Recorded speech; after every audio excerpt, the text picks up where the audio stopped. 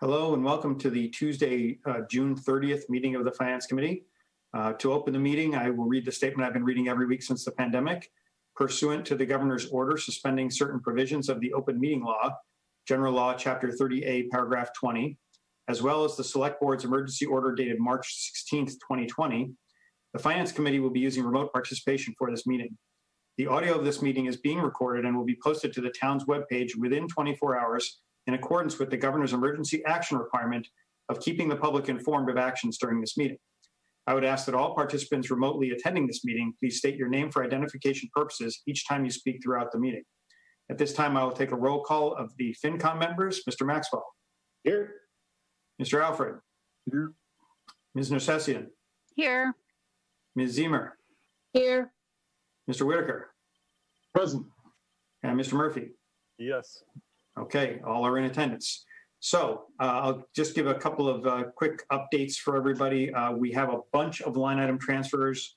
We have a bunch of things on our agenda tonight. I want to leave tonight's meeting with a voted recommended budget for as many departments as we can get done tonight, okay? Because we only have one more meeting prior to a publication of our report, and that'll be next Tuesday. So the more we get done tonight, the less we have to do next Tuesday. But to start out, okay, we have the line item transfers related to the end of year fiscal activities, and I did pick them all up. I have them sitting right here in front of me. It's a pile, but not as big a pile as I expected. But I will go through them one by one, and we'll have our discussions on these. The first one is relatively easy. Over here. The first one's relatively easy. It is the request from Mary. You saw the email she sent out that with the current situation, we're seeing a huge number of unemployment claims. And just to be clear for anybody who might be watching at home, that's not because the town has been laying people off. That's just because people sometimes have two jobs or whatever, and some of these are actually, you've heard about fraudulent claims, things like that. Until we get a bill from the state, we don't know exactly how much we're on the hook for, how many of them are legitimate, so forth and so on. We were told earlier today that we should expect our bill for like March and April and something like that at the end of July or some such thing, and later after the close of the fiscal year. So we'll have some idea. But in the meantime, based on what we're seeing so far, Mary has asked that we bolster our unemployment line for FY20 up from what's currently sitting at 40 to 100 by transferring 60,000 in there. We do have money sitting in the health insurance line because basically our estimate of health insurance premiums was a little high. So I have a reserve fund, not a reserve fund, a line item transfer here to take 60,000 from health insurance and transfer it into unemployment. Does anybody want to have any, we can make the motion and we can have a discussion on that. Second. Okay, so any discussion on that particular transfer? How long will she have to use this money until, because obviously it's the last day of the year? This will be encumbered by Sharon today. So once we approve the transfer, she will encumber it knowing that the bill is coming in. So it'll be okay. Will this reduce our free cash then? If nothing is paid out, will it reduce our free cash because it's encumbered, or by the time they do the free cash calc, it'll be unencumbered? Well, Sharon's on the call if she wants to comment on it, but the reality is that it will likely be unencumbered by the time we do free cash. I mean, we should have the bill for the remainder of fiscal 20 before we get to October. So once it's paid out, then the remainder will go to free cash. Okay. And I see Sharon unmuting. Did you want to chime in, Sharon? Well, yeah, the fact that I encumber it, we've lost it for 20, and whatever we don't spend closes out in 21. So it'll be whatever the balance is part of free cash for 21, not 20. Okay. So it does reduce our free cash for FY20. So can I just ask a question? Because I know that there is a significant amount of unemployment fraud claims going on right now. And for some organizations, it's as high as 70 to 80% of the claims are coming through.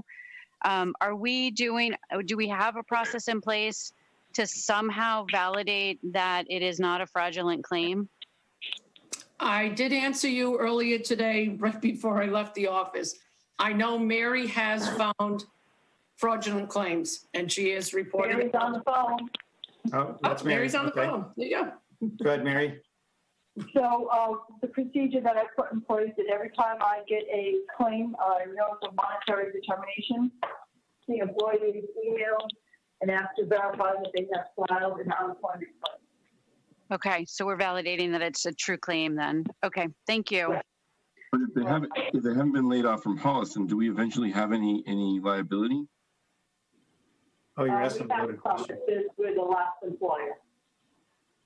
For what?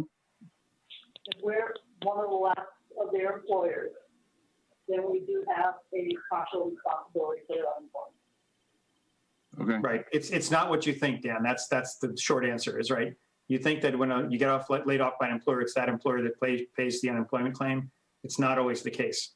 And in the case of us, there are also people, some people that have second jobs and they get laid off from the second job, they file a claim for that. And then we're on the hook for some small percentage of that because we're a partial employer. So. Okay. Yeah, it's just a shame that we have the potential. Anyway, let's just go forward. Okay. Any other discussion on this transfer? Okay, hearing none, let's proceed to a vote. Mr. Maxwell? Yes. Mr. Alfred? Yes. Ms. Nersessian? Yes, Ms. Zemer? yes, Mr. Whitaker? Yes. Mr. Murphy? Yes.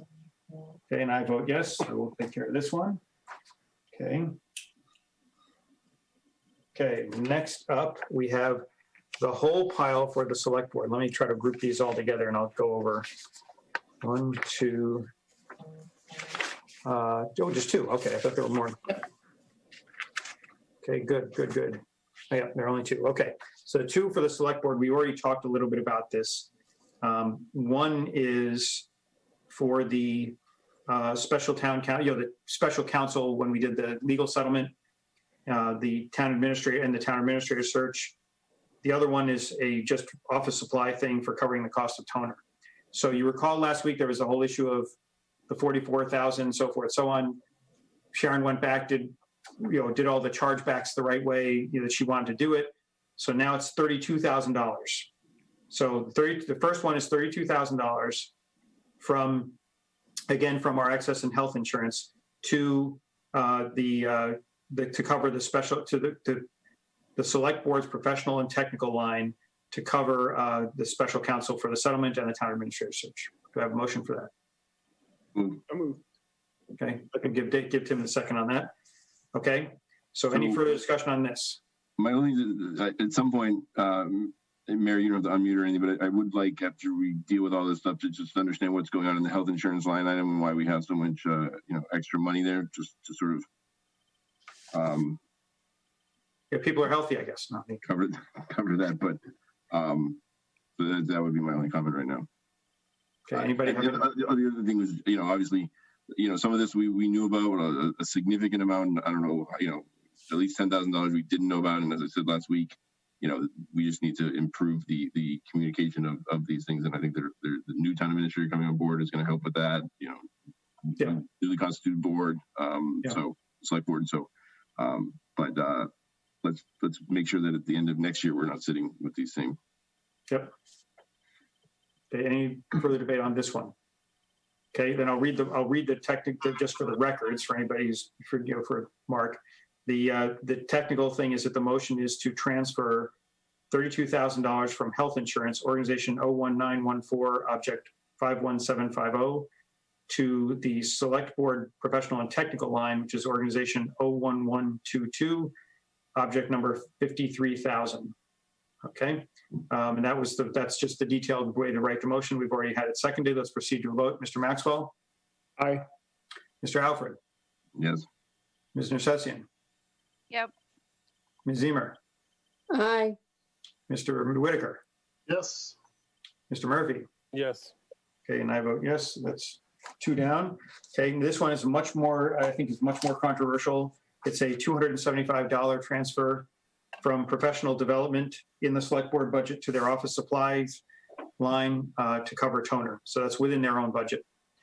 Okay, I'll read the technical motion before we make it. It's a line item transfer from Professional Development Organization 01122, Object 57100, to supplies or to the Select Board Organization 01122, Object 54,200.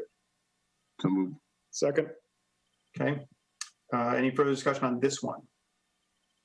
Okay, let's proceed to vote. Mr. Maxwell? Yes. Mr. Alfred? Joe Toner, yes. Ms. Nersessian? Yes. Ms. Zemer? Aye. Mr. Whitaker? Yes. Mr. Murphy? Yes. Okay, and I vote yes. That's 3 down. About 17 more to go. No, just kidding. Okay, the next one is for the town accountant. Again, this is within the budget from professional development to professional and technical. And this is $142 to cover the cost of a pre-employment physical. As you know, there was, she brought on a new clerk and that was the pre-employment physical. So as I said, $142, that would be from organization 01135, object 57100, to professional and technical in that same budget, 01135, object 53,000. So moved. Okay, who's doing the second? Let Dan do the move, you do the second, so we can make this expeditious. Okay. Okay, any further discussion on this one? Okay, Mr. Maxwell, Yes. Mr. Alfred, Yes. Ms. Nersessian, Yes. Ms. Zemer, Aye. Mr. Whitaker, Yes. Mr. Murphy. Yes. Okay. Next up, and by the way, I think, and Sharon can correct me if I'm wrong, if I look at all these, I think these are all, then all the remaining ones are within the departments. I think Yes. they're all inside the department. So they're all just so I don't have to say it every time. I'll point out if it's not the case, but all of these transfers are going to be within the same budgets. Okay. The next one is $300 in the elections budget from election workers to supplies. And that was basically to cover food and supplies for the election. That would be organization 01162, object 51205, to organization 01162, object 55800, in the amount of $300. So moved. Second. Okay, any further discussion on this one? Okay, let's proceed to a vote. Mr. Maxwell? Yes. Mr. Alfred? Yeah. Ms. Nersessian? Yes. Ms. Zemer? Aye. Mr. Whitaker? Yes. Mr. Murphy? Yes. And I vote yes. Okay, put that one to bed. Okay, the next one, we're getting there. We only have about 7 or 8 more to go here. Okay, next one is within the police budget. It's from overtime, which is actually a good thing. It means we didn't hit our overtime budget this year. To professional and technical, and that's to cover promotion examination service and labor council. As you know, they're in negotiations right now. So that is for $11,000, and that would be from organization 01210, object 51300, to organization 01210, object 53,000. Second. Okay. So any further discussion on this one? The amount is $11,000. I have a question. Go right ahead. So I'm just a little confused. So is the labor council the town's labor council?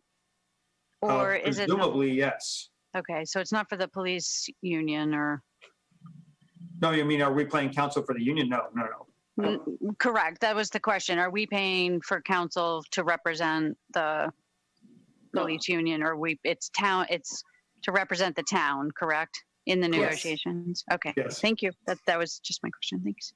Okay, any other questions? Okay, let's proceed to a vote. Mr. Maxwell? Yes. Okay, Mr. Alfred? Yes.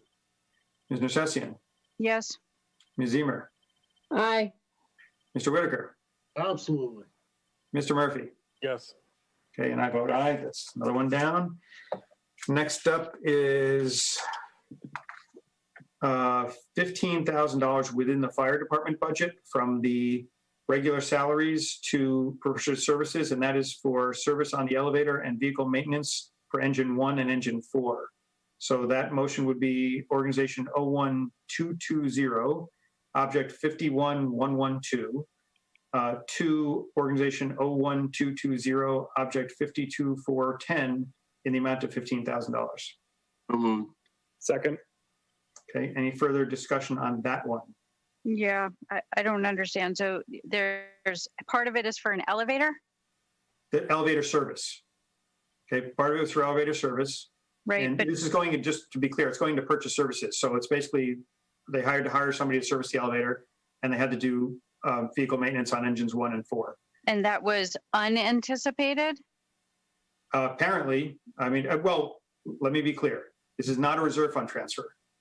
This is a line item transfer within the budget. So whether But it's we- unanticipated or not doesn't matter for this particular transfer. But to your point about budgeting, if it was anticipated, it should have been budgeted, right? I don't believe that it was anticipated. I think this is just maintenance after, again, maybe the chief will join us. If he joins us later, then he can clarify. Oh, But something was getting repaired. Yeah. When did this happen? I don't know. Again, it could be, I mean, this is another one where Yep. more likely it didn't happen in the last 2 weeks, so. Yeah, it would be good to know sort of when this happened. And I'm sorry, you said it was coming out of salaries? So salaries were lower than anticipated? Yes, but remember that the salaries cover things like the call stipends and things like that. We have an on-call fire department. So if we had Yeah. fewer fires, we'd have savings there, Yep, Yeah. which makes sense. which is a good Okay. thing. Yes. Yeah. So, so I'm okay that we move forward, but I would like to just understand a little bit more about the elevator. Certainly, Mr. Keach probably wants to know that too. Well, they'll probably do it when they go around the town and do the tagging, but we probably should understand that. And just again, with Oh, we lose. So your Wi-Fi is terrible. and Okay.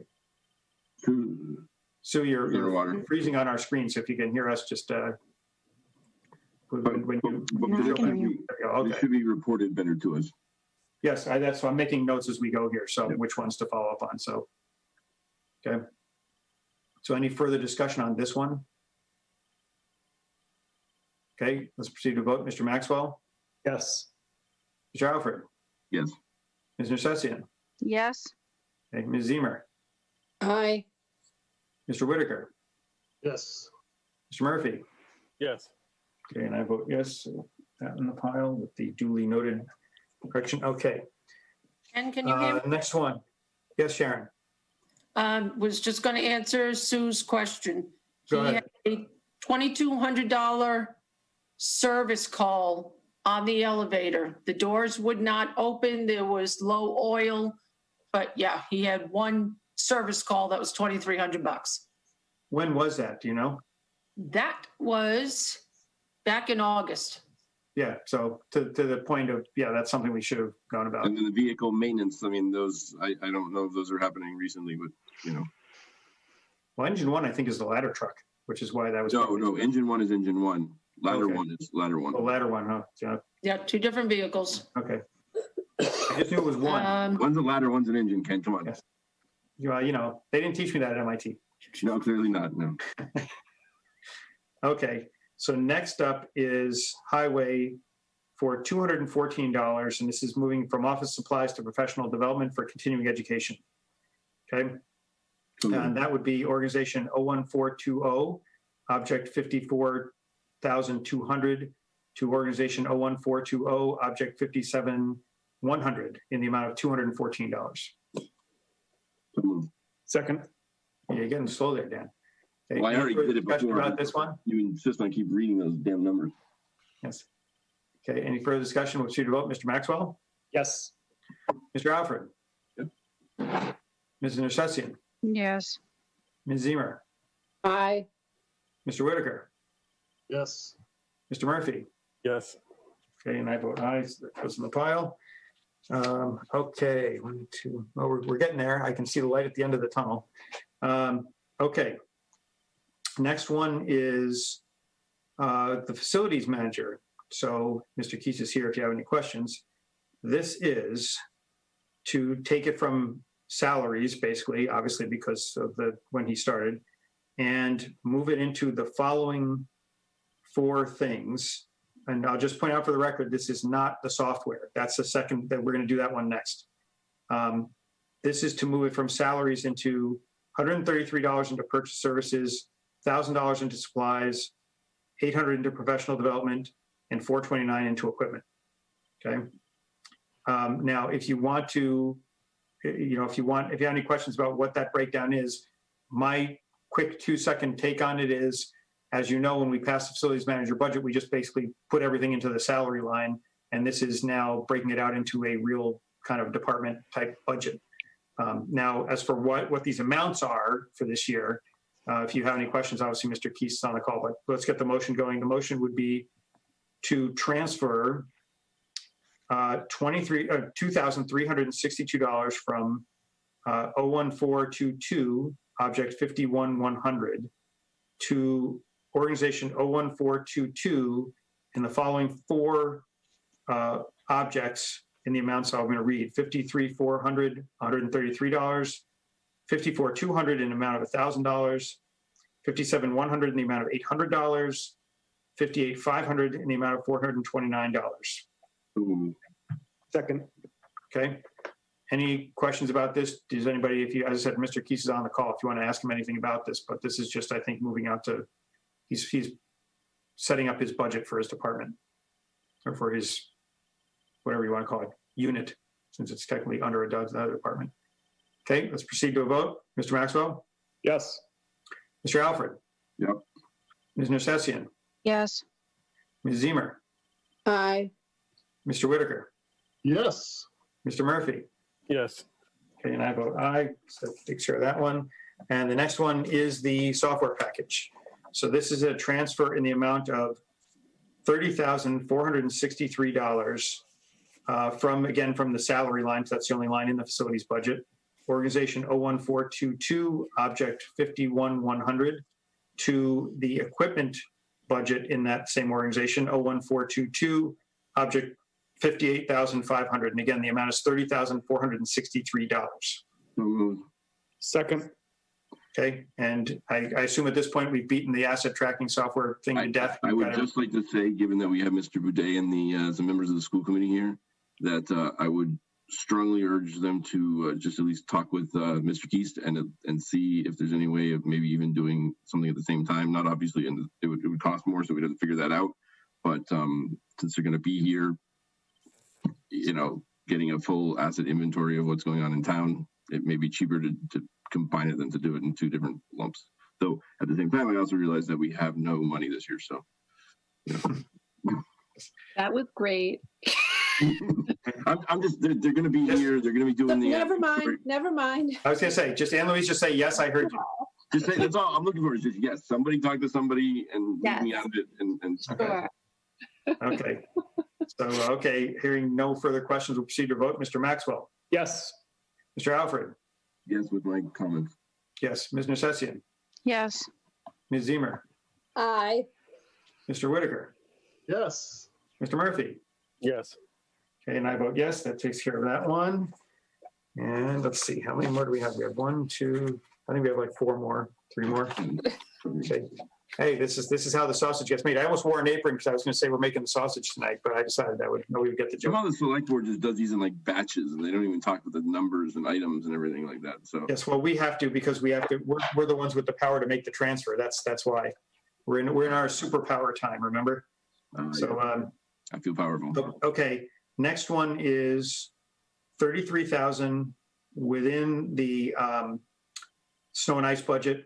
And that's basically, we're going to take it from the salaries and plowing lines into the sand and salt line to pay. It was just moving it around within the budget to pay for the cost of the sand and salt. So that one is moving it from the following 2 objects: organization 01423, object 51112 in the amount of $10,000 and 52,900 in the amount of $23,000 to the supply line organization 01423, object 55,391. So move. Second. Okay, any further discussion on this one? My only question is, and I guess we should just ask Sean at some point, is are we pre-buying additional salt for next year because we have some favorability, or is this salt and sand we've already purchased? That would just be I think it's a little bit of both. Okay. Because I think what he tries to do, obviously that budget runs in deficit, but I think that's one of these things where, it's like heating oil. When you buy heating oil in the summer, it's cheaper. So I think what he tries to do is he tries to make sure we're going into the season with an adequate supply so that when we go to buy it in November, when it starts snowing, that we're not paying a higher price. So. Okay, so and if I can just, Mark, snow and ice is the one budget that can go into deficit. Yes. So. Okay, so any further discussion on this one? Okay, let's proceed to a vote. Mr. Maxwell, Yes. Mr. Alfred, Nice, yes. Ms. Nersessian, Yes. Ms. Zemer, Aye. Mr. Whitaker, Yes. Mr. Murphy. Yes. Okay, and I vote yes. That takes care of that one. Okay, we're in the home stretch here. Aside for salt and sand, last purchase was February. Yeah. So he was stocked. Okay, so maybe he wasn't stocking up, but well, he might have been because we didn't get any snow after February, right? So Yeah. okay. Next. Oh, we wouldn't need it then, right? Right. Well, as I said, if we don't use it, we have the storage for it. So I'm sure it's not like it's going to rot by sitting in the summer. Okay. So the next one is within it's sewer collection. Is that wastewater, Sharon? Because it says department sewer collection, but I don't know which department that actually is. Yeah. 01440. Yeah. I mess them up all the time. Sorry. What do we call it? She looked at that. Why don't we go on to the next one? Okay. Next one is going to be, you're going to love this one. Probably The not. library. Oh, And okay. for once, the term roof doesn't appear, but it's another repair over there. $3,000 from the children's librarian salary line to purchase services to cover elevator repairs and a new water heater. Tim, go ahead. I'm going to abstain from this. So Okay, so the organization is 01610, object 51111, to organization 01610, object 52400 in the amount of $3,000. So moved.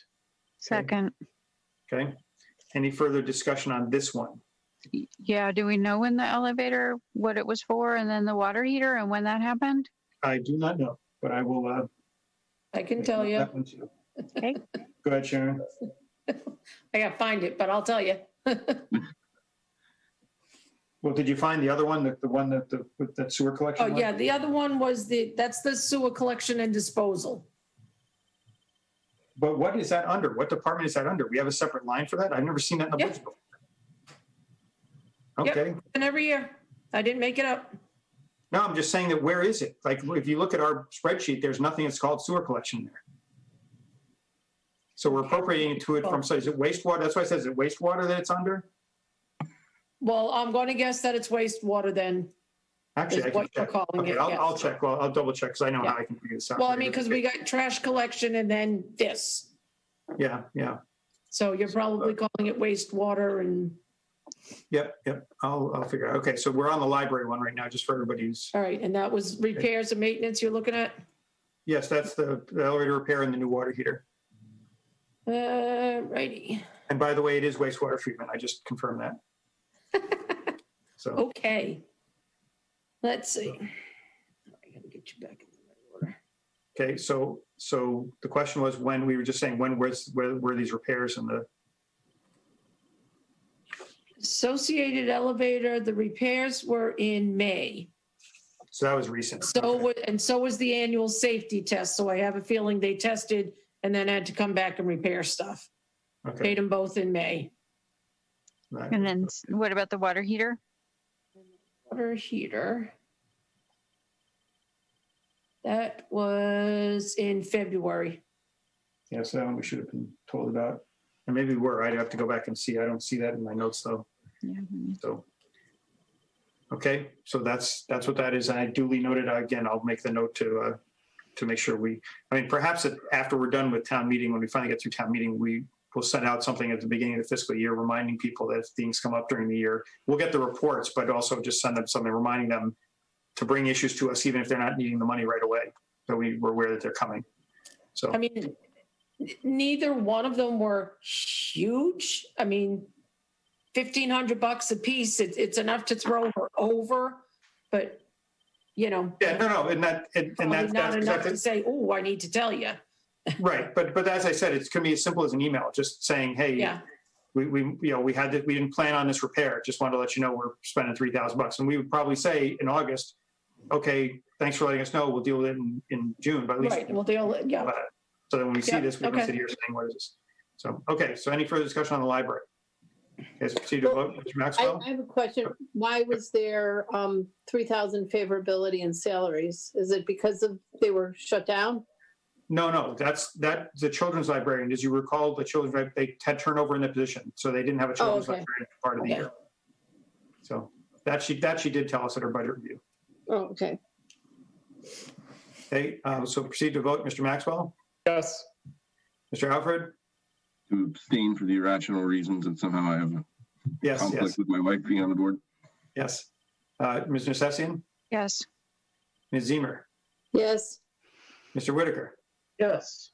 Mr. Murphy? Yes. And I vote yes. And I'm just going to note on this one that it was 601. Okay. Okay, last two. One of them is the sewer, the wastewater one. This one is to replace a hot water heater. Apparently all our hot water heaters don't work in town anymore. This is $4,600 from wastewater, which is 01440, object 53,000, professional and technical, to organization 01440, object 54,300, which is repairs and maintenance in the amount of $4,600. So moved. Second. Okay, any further discussion on this one? Yeah, where is the hot water heater going? Well, we heat our sewer water, I guess. I don't know. I'm just kidding. I actually don't know. I don't know where the hot water heater is. That we have a building with the wastewater. My guess is, and again, I'll guess because I don't have, unless Mr. Keith knows this for sure. I think there's actually some kind of, in the wastewater treatment plant, I think there's some kind of plumbing facility, like facilities there or something. And then that's where, but Mr. Keith, do you know? Yeah, there's a sink in the testing room that uses hot water, as well as some restrooms that are in that building. And that 4,000, I believe, is also a check valve that was replaced. There's fresh water that comes in from the city, from the town, and there's a backflow valve that was leaking, so that was replaced as well. So I believe it's the water heater and that valve. Okay. Well, Do it we says know- on my phone it's replace water heater. Well, do we know where, the reason I'm, I wanted to know where it was, but I mean, this is 4,600 versus the breakdown for the elevator fixing and the hot water heater for the library, which is a pretty big building, was 3,000. So I don't understand the delta there as to why the hot water heater would have been so much more for this. I believe Sharon may have the actual invoice, but I believe the bulk of the cost is that check valve. That's a pretty important device. Okay. Any other questions on this one? Well, we'll get the breakdown, right? Yes. So Sharon, do you actually have that? Is it just on what they, What line? Give me a minute. repair and maintenance?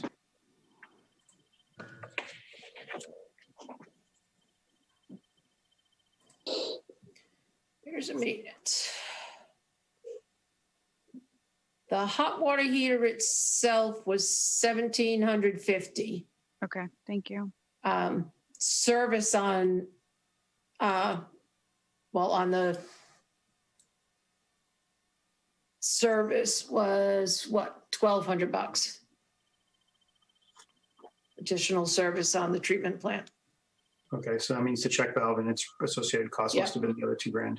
But that doesn't, so I'm still confused. Do we use the same vendor for this? Because $3,000 to put in a hot water heater when the library gets a hot water heater, again, pretty big building, and their cost was $3,000 total. Right, To so. fix the elevator and the hot sure- water heater. If memory, I'm pretty sure Thomas Lamont did both of the water heaters. That's looking like a familiar name. Okay, The other 1,200 bucks is commercial control. That's going to be what That's the James check was valve. talking about. Yeah, the water heater was the 1,700, and that's consistent, and that's the labor as well. That would include the labor, right? oh, Sharon? it does? Okay, I'm sorry. I thought I thought that the additional cost was in there for the labor. That was the 1,200. There's No, also. I think that was just other. Go ahead, James. There's also a pump replaced as well, and I'm not sure if that amount is included in there or not in that total transfer. But the most recent work, at least the work that I've been involved in, was the water heater and the check valve. Okay. Okay, any further questions, Sue? No, but and we run through this every year, Ken. To get these and not to have had these in advance, to look at them, ask questions is incredibly frustrating. Mhm. And I'm happy that there's people here who can answer some of the questions, but a lot of these are older. Yeah. And I don't understand why people can't just forward the information along, and so that we can have a chance to ask thoughtful questions about them. Yes, and I agree. I agree with you, and we'll note that. I think that this year in particular has been a little bit daunting because of the pandemic and the delays and town hall being closed and Sharon trying to balance the books at the end of the year. So I think a lot of these people didn't realize they were going to need these transfers until late, when Sharon started kind of saying to them, hey, you're over in this line and not in this line. So Got it. Okay. So maybe that probably makes sense. Okay. I mean, I know it's really frustrating for you, but when I see somebody that's getting close or is just going over, it's really hard to try to estimate how much more they're going to need before the end of the year. So I do stall. No, that's okay, Sharon. And I definitely appreciate that you have the information. I think what I'm struggling with is the fact that we had a hot water heater that we needed a brand new one, a replacement for. That's something that should be brought up, that we should know about, right? Okay. Because it's something that honestly I think some of these should be put into capital. At the very least, I'm glad James is involved because they need to go into that part of the process. But those types of things are unusual, like just sort of the normal courses of sort of normal operations is fine. But there's a lot of stuff in the list that we just went through that are sort of not the norm, right? There's something unique that's happened. And I think it's just important for us to know that when it does happen. right, Okay. and I will just say that the reason that I'm looking for James to take this role, right? So your point is well taken, right? My first thought about the water heaters was, did they talk to each other? Did we know? Could we try to get some kind of deal? Did we, things like this? And that's what Mr. Keast in my mind is for. Like next year at this time, he should be sitting here and be able to tell us if he should A, be informing us when they do come up, and B, he should be, as he is already, kind of saying, okay, this is what's going on, and coordinating between departments to make sure that we're getting the best deal. I mean, that's the whole reason he's here. No, this is James again. No, absolutely. And, we obviously don't have to solve this tonight, but we should come up with some sort of communication channel for these types of things so that I can inform the group. Maybe it's a log, maybe it's a spreadsheet, maybe it's an output from the software that can then be sent to the group so you're aware of these, requests or needs for repair. Yeah, that's perfect. Thank you. Okay, so we had the motion for this one already? Did we not have the motion for this one already? No, we already had the motion. I think then you were in questions and I raised the question. Just want to make sure, because I know Dan loves it when I read all the numbers again. So, okay, so if we've made the motion and there are no more questions, then we'll proceed to a vote. Mr. Maxwell? Yes. Mr. Alfred? Aye. Ms. Nussessian? Yes. Ms. Deemer? Aye. Mr. Whitaker? Yes. Mr. Murphy? Yes. Okay, and I vote yes. That puts us, and we have the last one of the evening, which is the Water Department, DPW Water, from supplies to purchase services. And this one we did know about because Sean did mention that he had to do the well repairs. This is for $50,000 from supplies to purchase services to cover the well repairs. Okay, so it's organization 61450, object 55809, to organization 61450, object 53,000, in the amount of $50,000. Second. Okay. And as I said, he did tell us about this. He said that they were doing well repairs, and that when they did the repairs, they decided to replace a pump and other things while they had it open. So that's why this is expensive. So, okay, any further discussion about this one? Okay, we'll proceed to vote. Mr. Maxwell? Yes. Mr. Alfred? Yep. Ms. Nersessian? Yes. Ms. Zemer? Yes. Mr. Whitaker? Yes. Mr. Murphy? Yes. And I vote yes. Okay, we've now shuffled all the money around that we need to for tonight. Okay, so that only took 45 minutes. So next up on our agenda, I know, just as a reminder, I won't cover minutes tonight only because we're pressed for time, but I will say, read the minutes that Mark sent out. We have the opportunity to stay current going forward. I did talk to Mary about posting the secretary position, so that will be posted. And I also did investigate trying to get people from the town that may be idled at the moment or underutilized.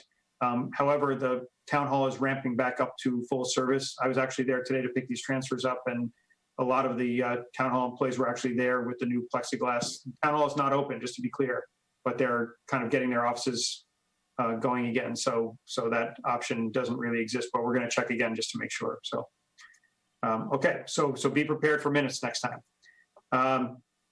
Okay, and next up is Matt to give us the update on the sustainability coordinator position, what his activities are, and to talk about the funding for next year. Great. Thank you, Mr. Chairman, and hello, members of the Finance Committee. We really appreciate being on board with you this evening. It's been exciting last couple months since joining up with the town of Holliston. And it's been exciting working with the folks in Town Hall, getting to know some of the folks in town and the other stakeholders involved in sustainability-related matters. It's an interesting field that tends to cover so many different areas that it's just very exciting because it's helping government to rethink how we've been doing business so we can do it in a more cost-effective and sustainable manner. And it's exciting to see other communities getting sustainability coordinators in place to do this as well, because as we know, these matters don't end at our borders. A lot of the climate change and energy efficiency and other cost-saving measures often are done on a regional basis. So it's also exciting to work with colleagues in other towns. So again, in large part, I'm on board to help build on the past successes in town related to sustainability and cost-effective measures that have been in place. It's helping the town government do that, but it's also working with the residents so that they can find more help understand more sustainable and cost-effective ways of doing businesses at their homes and in their daily lives. It also taps into what you'll be talking about a little bit later on, making sure when we're doing capital projects in town, we're really building sustainability and cost effectiveness into it right from the outset. So that we're building things in a common sense way, tapping into other resources so we can reduce local expenses and funding for these type of things, tap into grants, et cetera, and learn from others who have done it.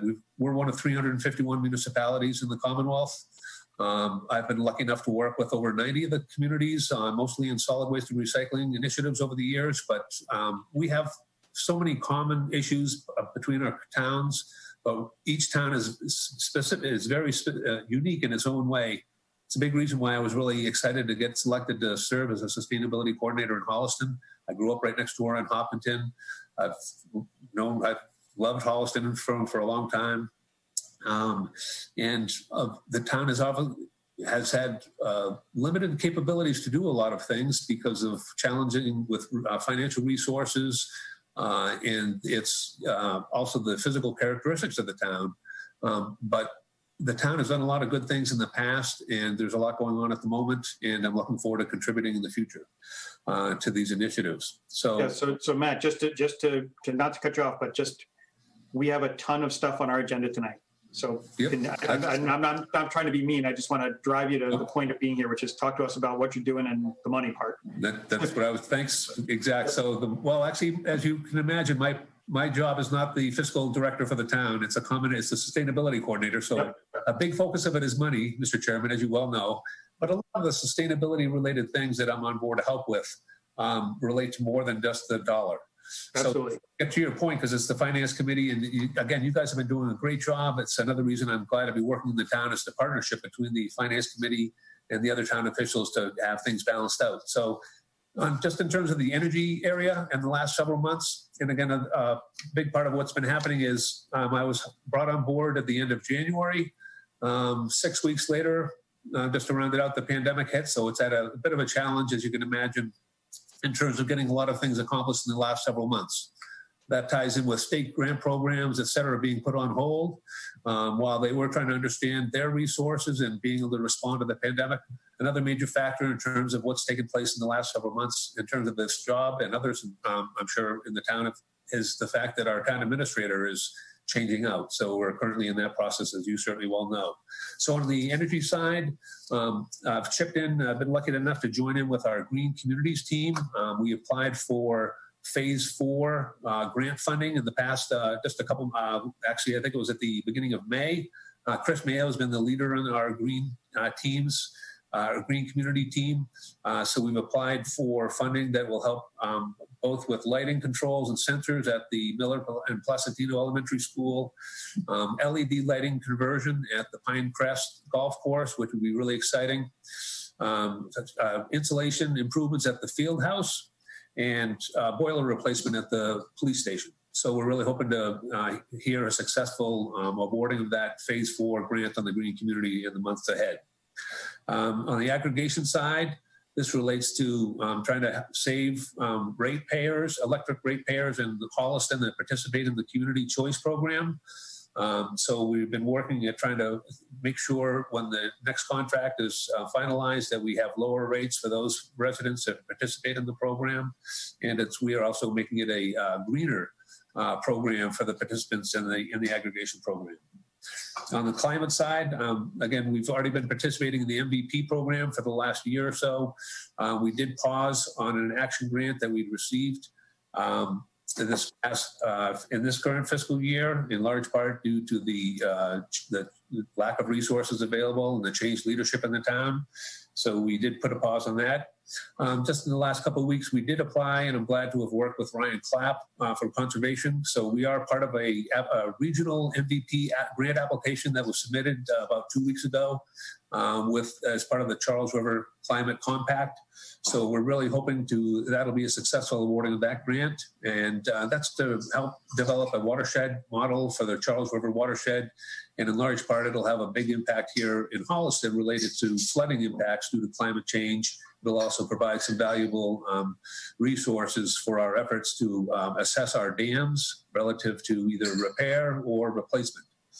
On the climate side, I mentioned the MVP program in terms of that aspect. We've also got the solar landfill project ongoing, so I've just been joining on with that team. And that's you've heard about that before. That's an exciting initiative. Can talk about that later. Started to work with through the MAPC. Looking forward to working on developing a greenhouse gas inventory for the town. And this is basically to help get a baseline for what our current way of doing business in the town is having and what type of impact that's having on the environment and the climate. So it's basically doing an assessment of our current operations so that we can have a better idea on where to make improvements and also factor in when we're doing new things in the future, where to do them, how to do them in a way that's going to save money and for the short and long terms. On the solid waste side, briefly, it's you know about the biggest thing took place last year with the change of the overall program. So it's a matter of trying to make additional changes and tweaks to the program to help residents find ways to reduce their solid waste so we can save money from the incinerator that burns our trash. So a couple of initiatives in the works that hopefully in the next month or so will be moving forward in regarded a curbside textile collection program, and also a boosting of the existing private subscription curbside food waste program that's currently in the town. So again, those are two initiatives that would help reduce our solid waste costs, and improve services in town in a sustainable and a green way. So those are some of the things, activities in the past several months. Happy to answer some questions and then also talk about some of the initiatives moving forward. Okay, so go ahead, committee. Anybody on the committee wants to ask a question? Dan, you look like you're about to. Go ahead. Yeah, so that all sounds great. Not to be, I'm just trying to not to be sort of. It was very fast and sort of a lot of stuff that took a little while. So here's sort of my get right to the point when this position was discussed and we were going to get the state grant for it. It was discussed as a way of essentially it was going to fund itself. And now, you know, I think maybe we had a slightly different idea what fund itself meant. That's fine. But what I think would really be helpful, and granted, you've been put in a tough position because you started and immediately things, you know, the world ended and we've been going through a lot of transition. And I think we all get that. Oh. Go ahead, Dan. Apparently now my microphone, sorry, No, you're fine. Go ahead. No, something was speaking to me from the computer. It was trying to teach me how to talk. Apparently I'm not talking clearly. So, you know, we get all that. And so you clearly need a little bit more runway to really sort of produce. And so I think we've gotten that message. But what would be really helpful is, not tonight, but for me going forward, maybe semi-annually, something like that. If you come discuss with us what you're doing in detail with some sort of like presentation, bullet points and everything on the projects you're working on the grants that you're writing and the potential outcome of those grants, you know, monetary, and keep in mind we're the finance committee. So well, we care about the environment and we care about sustainability. You know, it's the other green that is the, you know, the biggest, Right. thing that we care about. And then also sort of what the savings are. Let's put dollars to cents to this. Where those savings are coming from, who's reaping those savings. Is it the town? Is it the taxpayers? And because what I want to be able to say is we're spending, you know, X amount of dollars on you, and you're generating this for the town on a dollars and cents basis. Because again, that was sort of, you know, that was sort of how it was sort of sold, or not. I don't want to sold to the town, but it was presented to the town and presented to us certainly as the sort of the goal going forward. So that would, I guess, be my overarching thing. And then I would just have a question: why the select board wants $50,000? Because I thought that was more than the. Yeah, I'll talk about that in a minute. Let me just get Mr. Murphy. I couldn't totally tell exactly what. Yeah, I'll explain that in a minute. I had a conversation about that earlier. So if I may, Mr. Chairman, a quick question. I think that's a great idea about the semi-annual component into I like that idea for sure. A good update. Again, the finance committee is a really important part of making sure the town keeps moving forward in a good way, and my job is related to that. So in terms of the fiscal aspect, so I think that's a great idea, and I'm looking forward to that. Okay, Mr. Murphy, do you still have a question, or you?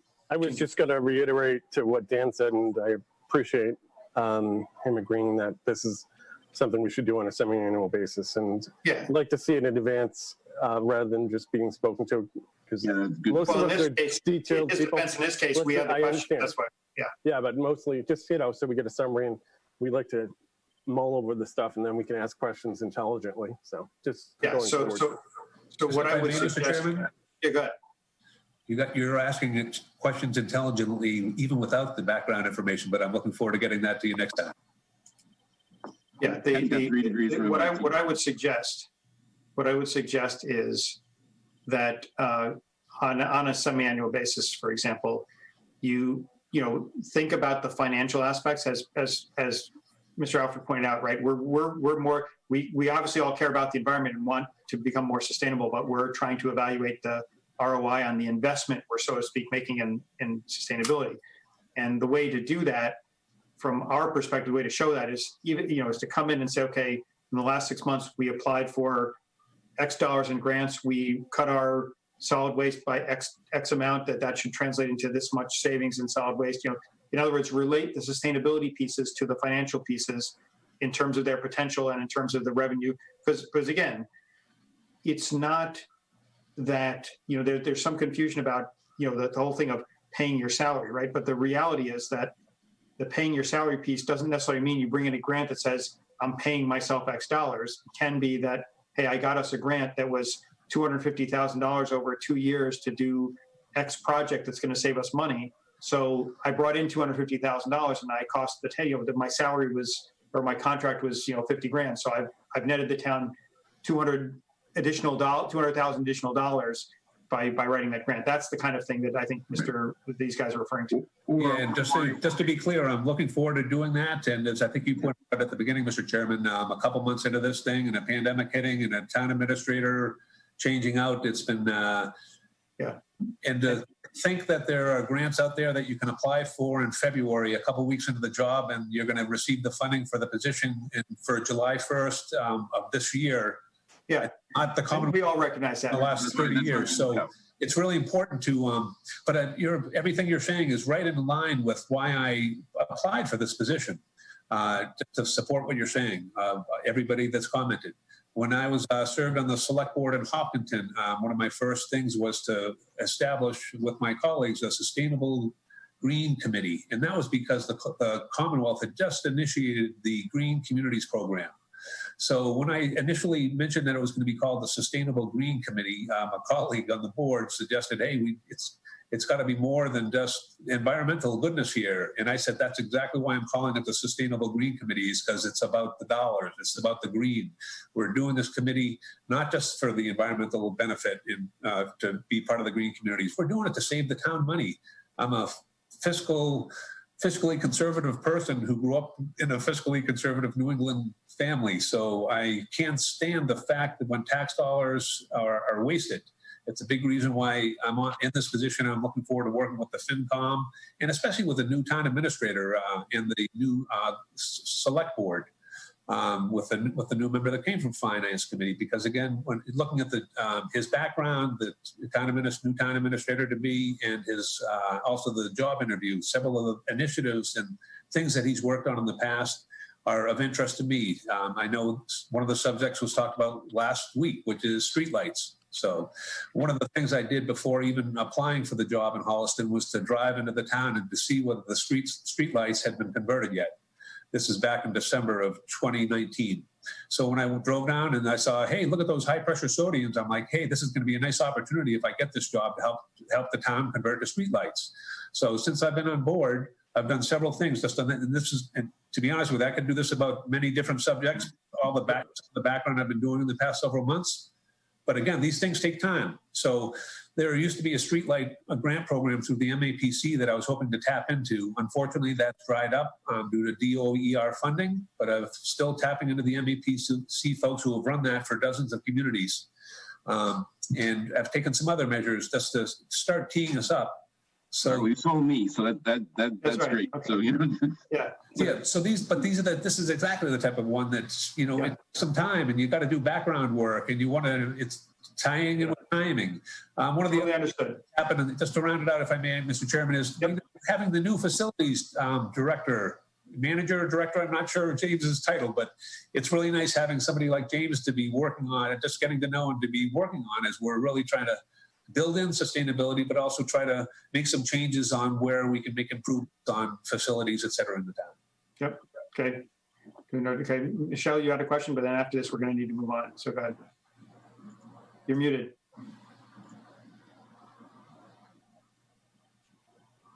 I was going to ask about streetlights. So. Okay. So you're okay. So you're all set. Okay. I'm all set. And as I said, Matt, I'm not looking to cut you short. I think that we understand. It's just that you have no idea how much we have to do tonight. so just for the committee's thing, what I did was I asked Mr. Cronin about the 25 versus the 50, and there were two things that one was that the 25 was a 6-month contract. That's why, because he started mid-year, so that's why they're looking for 50.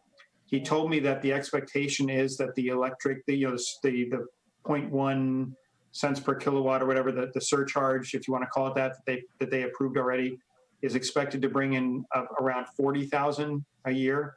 And you saw in the email that he sent us earlier that that the payments on the solar facility will likely start in the next few months, and those will be in the neighborhood of 90 to 100K. So from the select board's perspective, we're going to net positive, even at the 50K level, we'll be netting positive on his salary with regards to other income.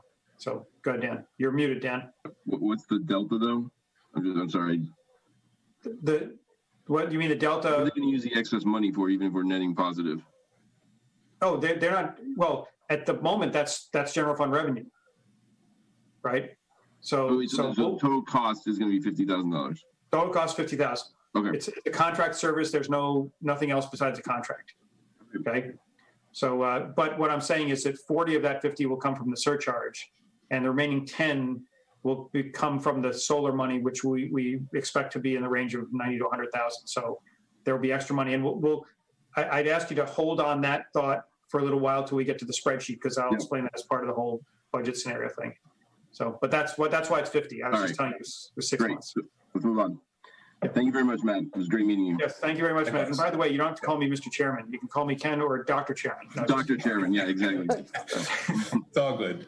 So, You can call me MZ. Hey, that's right. That's right. you got it, MZ. I wish Rich would call me for dinner. Okay. Okay. So let's keep moving. Let's go on to the school committee, because I know how patiently they are waiting. Not very. They want to tell us how much more money they want to spend, right? So who's going to talk? Is it going to be Anne Louise? Would you prefer someone else? Well, I from a fashion perspective, I'd say Lisa, but for, Oh my God! The other night you told me I'm a little. It's an inside joke. It's an inside joke, Anne Louise. That's it. I'm getting better on the third Zoom meeting of the night or day. Okay, so go ahead.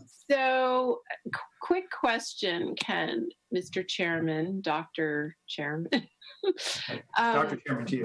Yes. Dr. Chairman. Are we updating you on capital, operating, or both? Well, capital, we know you have an update on. Right. Operating, if you want to just give us the latest number, by the way, do you agree with, I mean, I know we had a little exchange beforehand. I got the number from that presentation you sent. That is the number, right? Yeah, that's the number. Unless okay, because the number you texted me was not the same number. What? The number you texted me was not the same number. So that's why I was confused. So I looked at the presentation and took the number from there, and that's much more in line with what I expected. So it's like 194 above last year, something like that. It's something. Yeah, something like that. Under 200,000 increase. But let's do capital first. Let's take care of the capital part first. Well, I wasn't sure, so I tried to pull them together. Can I share my screen?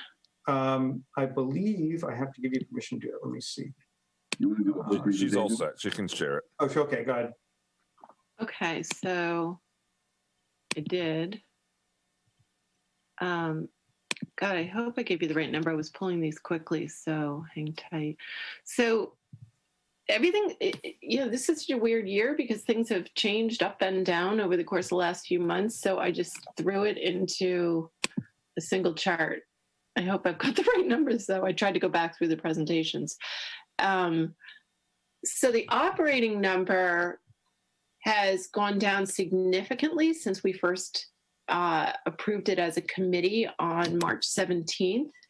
And I'm not even going to go through the details, but just so you can see it, the number that we're at right now, and we have not changed since, was on May 21st. And that number is $34,947,263, which represents a 0.55% increase over FY20's town meeting approved number. Now I'm going to stop you. Okay. Yeah. The reason I'm going to stop you is because. Is that different than what you have?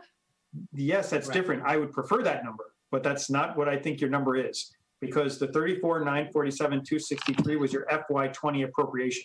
Oh, shite. Yeah. You know what? Excuse me. So it's that number plus 0.55. Yeah. It is. It is. And I apologize to you in the public because I was grabbing it a half hour before. It's 35,139,175 was the number that was in the presentation I saw. Yeah. Okay. Wait. 30. What's the number you've got? 35. What? 139,175. 715. Does Keith agree? No. 35. I have, okay, I typed in the wrong number So here. Keith, what do you have? 715 for the last. Yeah. 715? Okay. Yeah, that's it. Wait, And Yeah. maybe, I can't change this because, sure you don't want 175. That was better for us. wait, hang on. I just wanted, I did type this in wrong, so thank you, but hang on 1 second because I do want to make sure I got that right. So 35, 139, 715. Okay, now that is still, the percent change is right, so. Yep. Sorry, I was grabbing all these numbers really quick right before the meeting. to And that is the number, by the way, the end of the 192 something number. Okay, so just so we're clear, that's what the number is. To get to that point, we stripped out basically everything, essentially everything from this year's request. All that really reflects is the run rate increase in the budget. You're not sharing anymore, by the way, Emily. It's just FYI.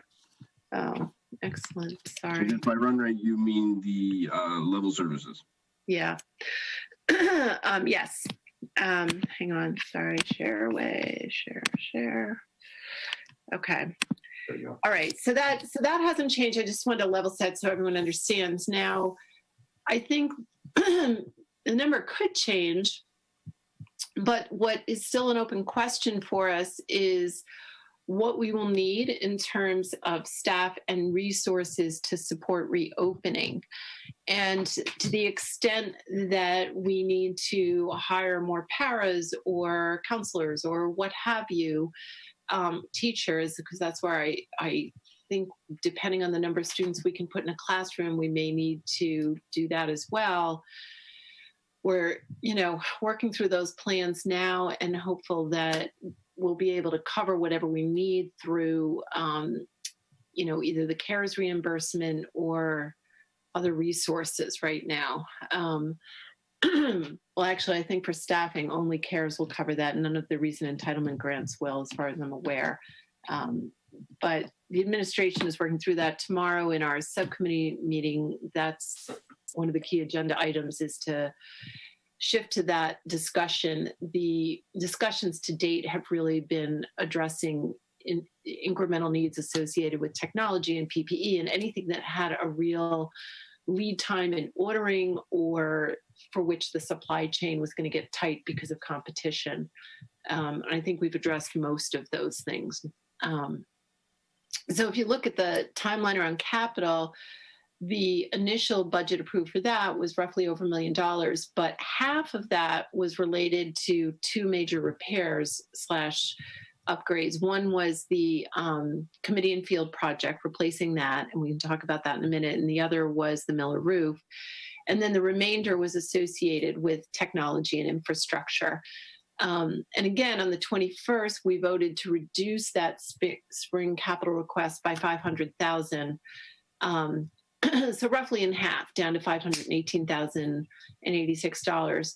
And in that meeting, we voted to defer the committee and field project to the fall, not to cancel it. There were some additional reductions that came as a result of identifying items that were on our capital list as items that could be reimbursed through the COVID-19 CARES Reimbursement Act. And so those were submitted in addition to some other requests, but that $281,000 in capital requests was submitted. And at this point in time, we've been given, every indication by Chief Cassidy and the select board that those would be approved, if you will. So as of this past week, there's been a lot of discussion around the current environment, the economy, where we stand. And while we're extremely sensitive to, the economic downturn and, potential losses in local revenue, at the same time, the one silver lining to the current economy is that there are potentially opportunities to capitalize on cost savings, particularly with materials. there may be some additional savings associated with reductions in labor costs. They tend to trail the markets, so we haven't really seen that yet. But and by the way, for the public, I know the Finance Committee knows this, but for the public, we've been working very carefully with the Finance Committee and in touch with Chief Cassidy to stay on top of, the legal aspects to all of this, but also make sure we're in sync with where the town is financially. And it was in one of our budget subcommittee meetings that the liaisons from the Finance Committee suggested that we may want to revisit committee and field in particular so that the town can capitalize on those, what I'll call recession savings. And to that end, Keith did some research and reached out to the vendor. We had a quote that to do this project for $480,000. And that quote was initially provided to us in 2018. And the quote held. So he had reached out to the vendor to find out if it was still a valid quote coming into this year. And we got confirmation that it was. But when he reached out a month ago to see if there would be any opportunity for savings, it looked like there would be upwards of $40,000 in reduced materials costs to do the project. That's a significant number. And it's a number that we're not confident will be here a year from now. So that prompted a discussion about maybe we should put this back on the docket now that town meeting is this summer. We haven't missed that opportunity. And what that does is give the town flexibility to pull the lever if they see an opportunity to do the project and get it started toward the end of summer versus waiting until fall town meeting, at which point it will already be mid to late October and probably too late to initiate the project. And that would mean we'd have to defer until the following spring. And at that point in time, if things are on an upward turn, in all likelihood, we would probably lose some of those cost savings. That doesn't mean we want to rush to judgment. I think our goal in asking that we add this particular project back to the list, and by the way, it's been on the list for several years. I'll go into some context for people who aren't aware of it. But the desire here is to simply put it back on the list so that the town has the flexibility to make a decision on this and whether or not we can afford to do it and take advantage of the potential cost savings now. So that's kind of where we are. If we add it back along with a couple of much smaller requests related to the storage and charging station for our Chromebook flip devices and a cafeteria point of sale system, it would bring the total spring capital request, now July, to $747,214. And again, there is about $20,000 in there associated with a charging station. It's like a storage cabinet for this Chromebook, for the Chromebook flip devices that we have at the elementary school, but in addition to the ones that we had in place before the pandemic, we have purchased, as you know, a significant number of them so that we can manage ourselves through the year if we need to revert to a remote environment. But the concern is actually the hybrid environment, because then we're going to have some students in school with them, and when they're there, we need to recharge them and have a place to store them. The cafeteria system, just a quick note on that. Our cafeteria point of sale system is dated, and it's at that point in time when you would sign up for a new release of the software. But we also have a challenge in terms of security. So the vendor is moving it to the cloud where everything else is. The good news is the security will be picked up by them. Today, it's on us because it's cared for at the local level, local client level. And by putting it in the cloud, they pick up that effort and that cost. But the other problem we're facing is that the next release will only be in the cloud. So we're recommending that we move toward a cloud-based system. I did want to just give you a couple of quick updates or background on committee and field so everyone knows why we're talking about doing this now. if the town can manage it. The field is 15 years old. It was installed in 2005 as part of a new build. The warranty was 8 years, and the expected life was about 10 to 12. So we're kind of on borrowed time at this point in time. And it's also been in our capital plan for, I'm going to say 5 years. It's been on the list, more so that we could, keep an eye on it. It's a major asset and a major cost. So, we try to track inventory and track the major assets in the district so that we know when they're approaching end of life. The current contract maintenance, we do take care of the field. We invest in having it treated twice a year. Initially, that service was provided by the vendor for the first 5 years. That was part of the purchase price. And in fact, they only did it once a year, but we're doing it twice a year just to make sure, we're keeping it in the best condition possible. But tears and other repairs have to be addressed. It's safe. I don't want anyone worrying that the field is not safe, but it's showing significant wear. The little fibers of grass are becoming weak, and ultimately they don't hold in the rubber pellets that reduce the shock absorption. And that's when you can start to see additional damage, tears, and potential injuries. So we're just trying to avoid that point in time. Again, we have a quote in hand for $480,000, so with a potential savings of $40,000, which Keith would have to go back and reaffirm yet again, it would bring the cost down to $440,000 at this point. So that's a meaningful savings that the town could use and put towards something else. The other major project is just the Miller roof repairs. The roof is 22 years old. It was installed in 1998 as part of... This one you don't need to go over, Anne Louise. We've already talked about it. Great. Yeah. Super. So land the plane. Yeah, that's okay. Land the plane. Okay, so there's your request for capital. You can see what we're adding back. Brings it to 747. And that's really it. Does anybody have any questions? Yeah, I do, Anne Louise. Sure. Okay. So for the warrant, so for the bid, the competitive we have on the field, how long does that, did you negotiate through the warranty, the maintenance? Is it equitable? Is it more than what we had in the original? I don't know if it's the same vendor that did the original field, but. Keith, do you want to address that? We don't have a formal bid. I have a quote, so we'd have to go for a formal bid process. So again, we are not at that point. The RFP has not been drawn up, et cetera. In general, the terms would be very similar. I mean, I have the original RFP. It is not the same vendor. Sportex was the original vendor.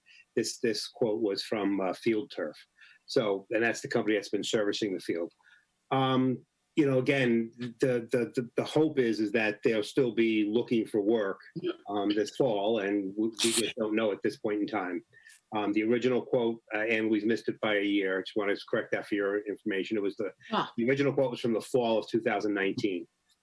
So again, we updated it this spring just to get a quote, and the project is done. They're able to save money on the materials because the materials are done through a nationwide bid, actually, that we participate in.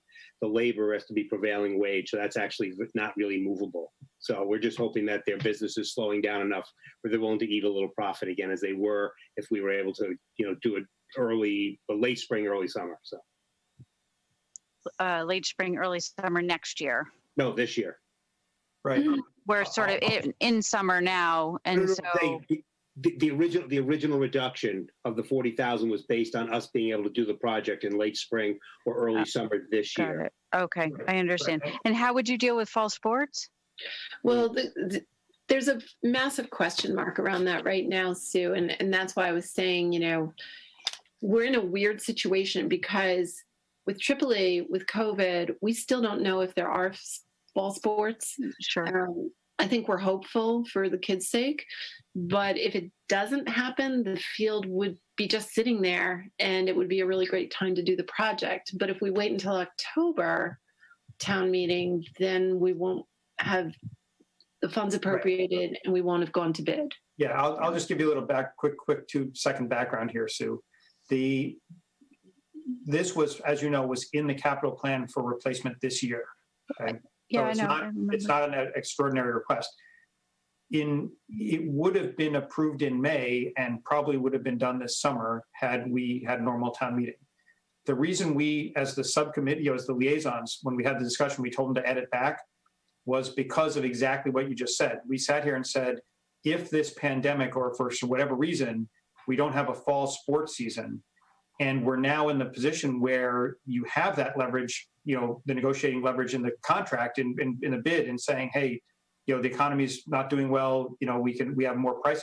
You and I both know a year ago, we had put this out to bid, we would have been competing with every other district in the state looking for turf fields, right? Sure. Yep. So now that's changed dramatically, right? And so we told them put it back in because we don't even know for sure if October will happen in October, right? If October town meeting gets delayed to, let's say, January, and I'm not saying it will be, but I'm saying hypothetically with the situation unfolding, the one lesson I've taken out of it is let's make sure that when we get to this July, we put ourselves in a position that we don't need another town meeting if the pandemic prevents us from having them. And so that's why we said to them, add it back, because had we had this in the budget already, we could have struck back in March, as soon as they closed schools for the rest of the year and shut down activities. We could have said, okay, go do it now. We're not losing any revenue from field rental. We're not losing, it's a perfect opportunity, get the best bid, get it done. So that's why we said, put it back in, because if things unfold in the fall, that allows us, at this point, under normal circumstances, we would approve it and it won't be done till next summer because things will be going on. But if things change and the situation gives us another window, we don't want to lose that window again. So we told them to add it back in. Yeah, I can appreciate that. Do we know whether where turf comes from? Because Sue? Yeah, did I freeze again? No, you go ahead. Okay. Yeah, do we know where turf comes from? Because my daughter's school is actually putting in a whole new HVAC system, and because it was coming from China, it was significantly slowed. And so is this something they have to order and get in? And are we potentially running up against a delayed shipment or a delayed receipt on the turf, or is that something that's locally sourced? I honestly don't know. I don't know. Okay, that just something to think about. And the only thing I guess I would just ask is that when we go to bid, please include the warranty and the maintenance in the bid process so that we can actually have it sort of all in and see who comes up with the best pricing. Thank you. Thanks for answering those questions. Any other questions for Louise? And Louise, and I'm sure she's going to hop right back on. We need to switch to operating. You don't really need to. I mean, I don't know. Again, you guys presented. You were our last. I think you were our first virtual meeting, right? Was when you guys gave it? So the presentation you gave us back in March was for a higher number, and she's already said that the numbers you guys revoted was basically a level, level service budget basically for next year. So. I mean, I'd just say if anybody on the committee has questions for the school committee, then ask them now. I don't think there's a need to necessarily go over the whole thing again. Go ahead, Michelle. My question is, I know you said it's safe, but is this one of those things where it's safe and then it isn't safe, where all of a sudden you start having injuries? Oh, you're talking about the field. I thought you were on operating. Go ahead. No, I'm talking about the field still. I'd say that as Anne Louise described, as the grass blades start to weaken, you lose some of the springiness of the turf itself, as well as the cleats don't dig into it as well, so it becomes the equivalent of slippery, I'd say. So it just becomes less playable. It's safety is the more risky behavior you do on it, the less safe it's going to be. For normal type use, it's safe, but it's gonna deteriorate. It's not gonna get better. Let me put it that way. So, but you have both the combination of it being slicker because of the fibers not being available, and then also harder because of the pellets not being available. Right. Okay. To me, that's. I know we're the finance committee, but I can't separate that in my head. you know, the Oh. safety issue. I would, and again, this is up to the school committee, obviously, but I would presume that if in their assessment, the field was no longer safe, they would shut it down. Right, but I mean, the sooner rather than later, you know, postponing. Right. Well, that's the whole issue is, we know we're already beyond the expected lifespan and we were willing to, there's Ann Louise. And we were willing to pause it, but, it looks like we might get a better deal. So since we know we're going to have to do this anyway, we may, yes, we might be able to wait a year, but we're not going to be able to wait that much longer. So if we can take $50,000, it makes sense to do it now. So yeah, that was the logic. Yeah, and I would say, just to be clear, right? If we knew that we had, let's say, 10 years of life left on this thing, and we said, we can let it go, then there's no rush. We know it's going to be done in the next couple of years. And so my take on this is, if we sit there and say, well, let's wait, see what the economy does, and wait, the minute the economy turns up and we say, okay, now we feel good spending money, so is every other district in the state. And they're all going to be calling up saying, okay, and then we're going to get the price has now gone up to 600,000 because I can't do it for another 6 months and I can gouge you. So to me, this is one of those things where you say we've put ourselves in a very good financial position, with regards to capital, right? Because we've been putting away for capital and we've been planning for this. So we put away the money for this, knowing it was coming up on the schedule, right? So now you're in the situation where you have the money when a lot of people don't, and that's the best position to be in. So it's going to be 2 to 3 years that we're going to be doing it. So yes. So yeah. Okay. So any other questions for Lisa or Ann Louise? I want to know where her other 9 iPads are. That's what I want to know. Yes, I have a question. Yes, go ahead, Ben. For Ann Louise, I'm just wondering, have you talked to the chief regarding all the different $100,000 worth of technology, the $77,000 for the staff replacement computers and the office staff, the $23,000 and change? I could understand the point of sale, but, and I know you spoke about last night, the $12,600 for the Chromebooks, but the other things, have you talked to him if the potential of us getting it through the CARES Act money or FEMA? So I know I'm not sharing my screen right now because my laptop is what kind of crashed, but in the presentation that I shared last night, there's I'm sorry, I'm on the phone right now, on a meeting right now.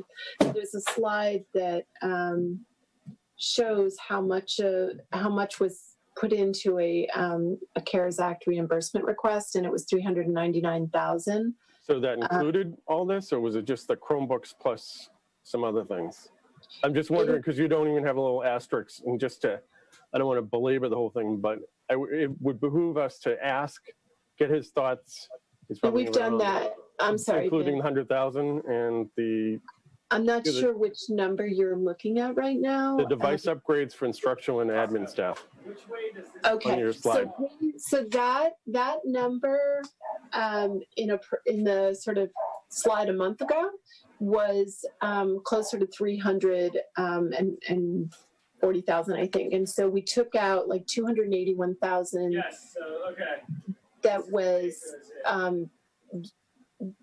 I'm sorry, I was hearing Tim. So we took out, so after sitting with Chief Cassidy, Keith pulled out like 280,000, and that was put into the CARES reimbursement, and they reduced this number down to 100,000. And so there's still 100,000 here. And frankly, I'm not sure. I mean, Keith and Chief Cassidy felt like this piece of it, because it was part of a prior request, was still, wouldn't necessarily qualify. So they've had the conversation. Keith, you want to elaborate on that? Yeah, the 100,000, Vin, is made up of 77,000 for teacher devices, right, and 23,000 of staff devices, and that's staff, that's like office staff devices. The challenge with the teacher devices is that this was not part of a COVID emergency per se, where the devices that went to the teachers on the Woodland Street campus could not do certain things remotely.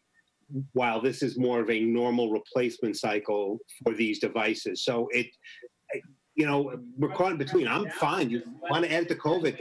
I'm not. I mean, you probably could make an argument because it wasn't on our budget as of whatever date, and I forget what the chief said last night. But I don't remember seeing it. It wasn't approved. So it's probably worth us just to see what his thoughts are and maybe make a case. I don't want to do anything fraudulently, but if we can get the money from the CARES Act, it's better there than from our capital fund. Totally agree, Vin. In There's fact, money, there's technology money also coming from the state that we're going to get, right? So I mean, there's other pots. I think everything and make the best decisions. so here's the thing. Know this. The schools are absolutely on the same page. If we can find a way to justify this as part of CARES or the the $295 per student grant or the technology grant, we will do that. And this last piece was the one where, from my vantage point, I felt like we could do that because the fact is the teachers need the laptops should we have to pivot, and even in a hybrid environment, and there will absolutely be some students because of their health or what have you, or parents who choose not to send them to school. We know even in a full return, we're going to have some students at home. So we need to be able to work with them. And there may be some teachers working from home. It doesn't make sense to do these as one-offs. So I think there's a way to justify this. We're certainly happy to go back to Chief Cassidy and take another look at it and see if we can't. That's what I'm requesting. Yes. Just for the sake of Cassidy here, so why don't we let him? Oh, look at that. There's Chief Cassidy. Where are you? He was busy putting on a suit and tie just for Hello, Chief Cassidy. In fairness, we don't know the suits on, just with the tie. I don't want to derail the conversation because I know you have other issues to discuss tonight, but there are two different categories within the guidance from the Executive Office of Administration and Finance that would suggest that we would be able to use some or all of these expenses towards the CARES Act. The first one is under school distance learning, including planning and development, including IT costs. So that's one. And then the second category is accelerated telework capacity, infrastructure, subscriptions for meeting services, hardware, which includes laptops. So in as much as the argument can be made that if the teachers are required to not only be using it in the classroom, but if they need to go back to a working remotely or a hybrid model, I think we can make a good case. So it was, again, I'm in constant contact with Mr. Boudet. We're going to make sure that we maximize federal dollars to the best benefit of the town. And so whether it's CARES, FEMA, whether it's a technology grant that comes from DESE, we'll do the best we can to make sure that we stretch the dollar for the town.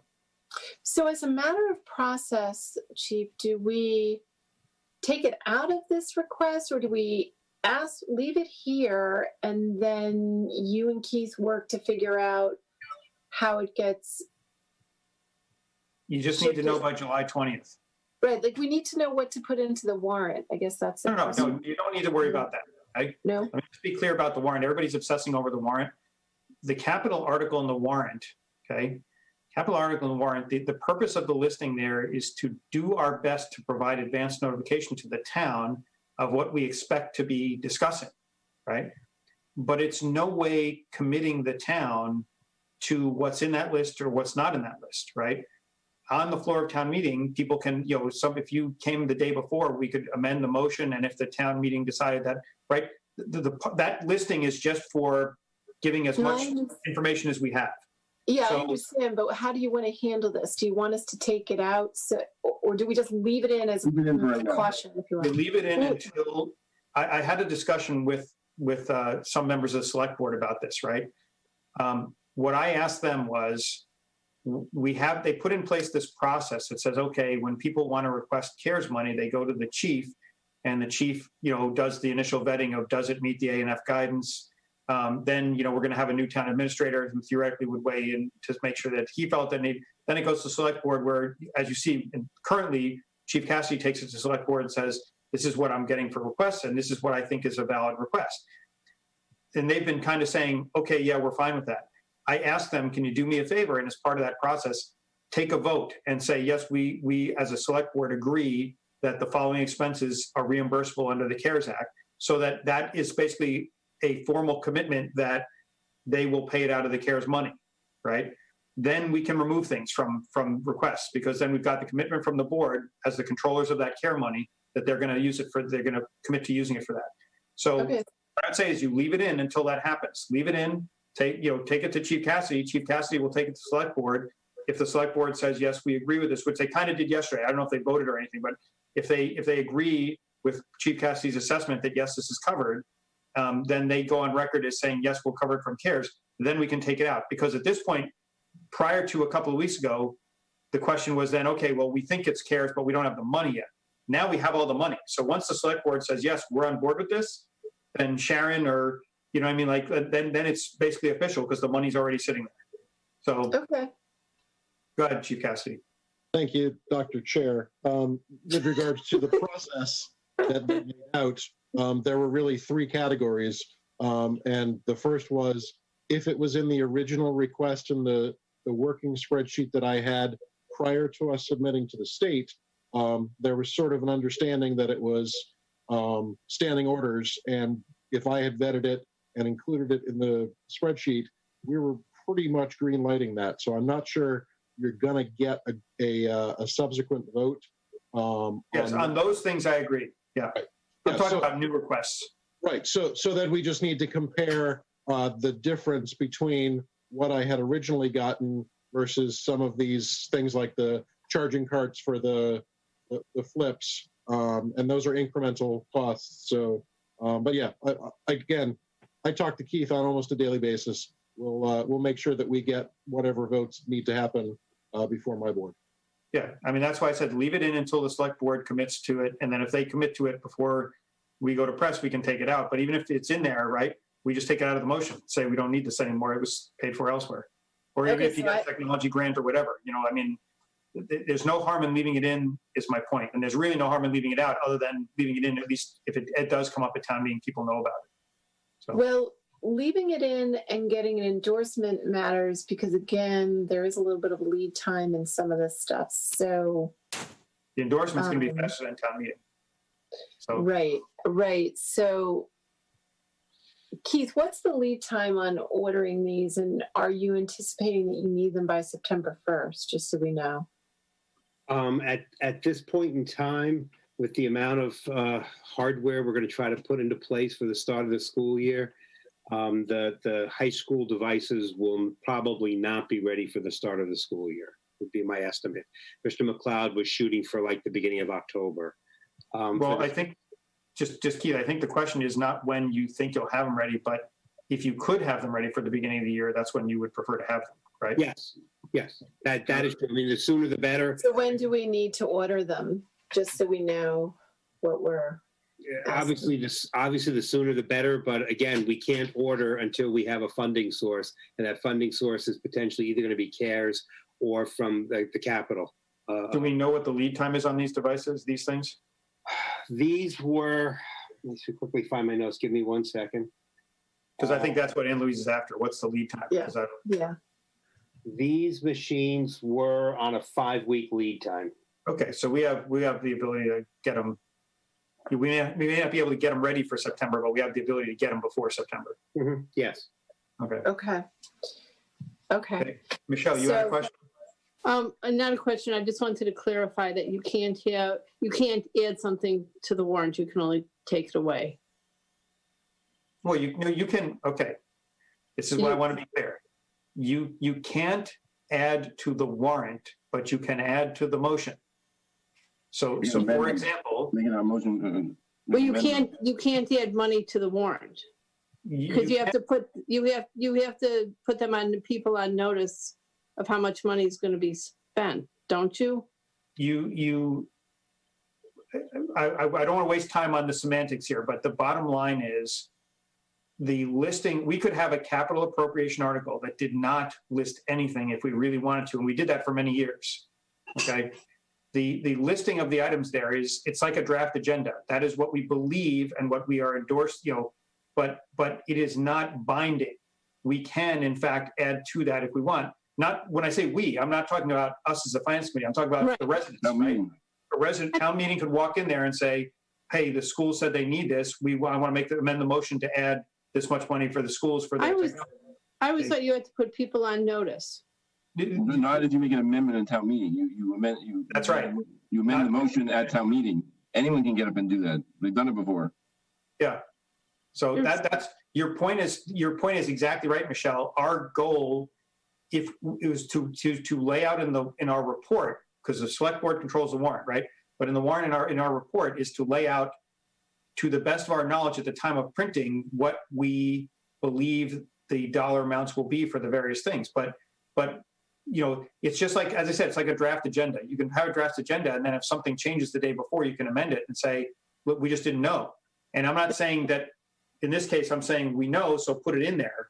But theoretically speaking, if they took it out today and said, hey, we think we've got another funding source for it, and then that funding source falls through at the very last minute, you can go to town meeting and say, we were going to put it on, but we thought we had it funded somewhere else, but now we have to consider it, and it's still valid to be considered. Right. You're right, because there has to be a mechanism to pay for it. Yeah. So that's why I said our goal is always to get the most information out, the most complete information out as soon as possible. But it's not binding in the sense that if we do have late changes, we are allowed to make those. So yes, go ahead, Annalise. All right. So just one more question, and if it's more appropriate to take it offline with Chief Cassidy, that's fine too. I mean offline, I mean just not belabor your meeting over it. So the area of costs I mentioned earlier, I thought I did that we had sort of not focused on it by design, were staffing related. And so does that mean over the coming weeks, as we get a better handle on what the staffing implications might be for reopening, that we can handle those through CARES reimbursement? We come back to you and amend the operating budget? Like, how do the both of you want to handle that? Well, what I would say is the minute you have any information concerning staffing requirements or staffing changes, right, bring them to us. I know that you obviously have certain things that are bargainable or whatever. You have unions to deal with, things like that. So if there's a necessity to discuss an executive session, you just need to let me know in advance. But we're gonna have to, in the same way you guys are developing plans for 3 different scenarios, basically in the fall. From the financial perspective, right, we're putting together a budget blueprint that we think we believe is going to keep everything stable for the next year.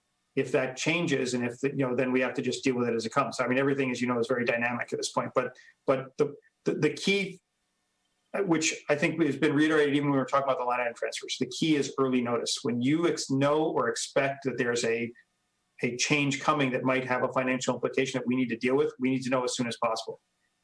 Right.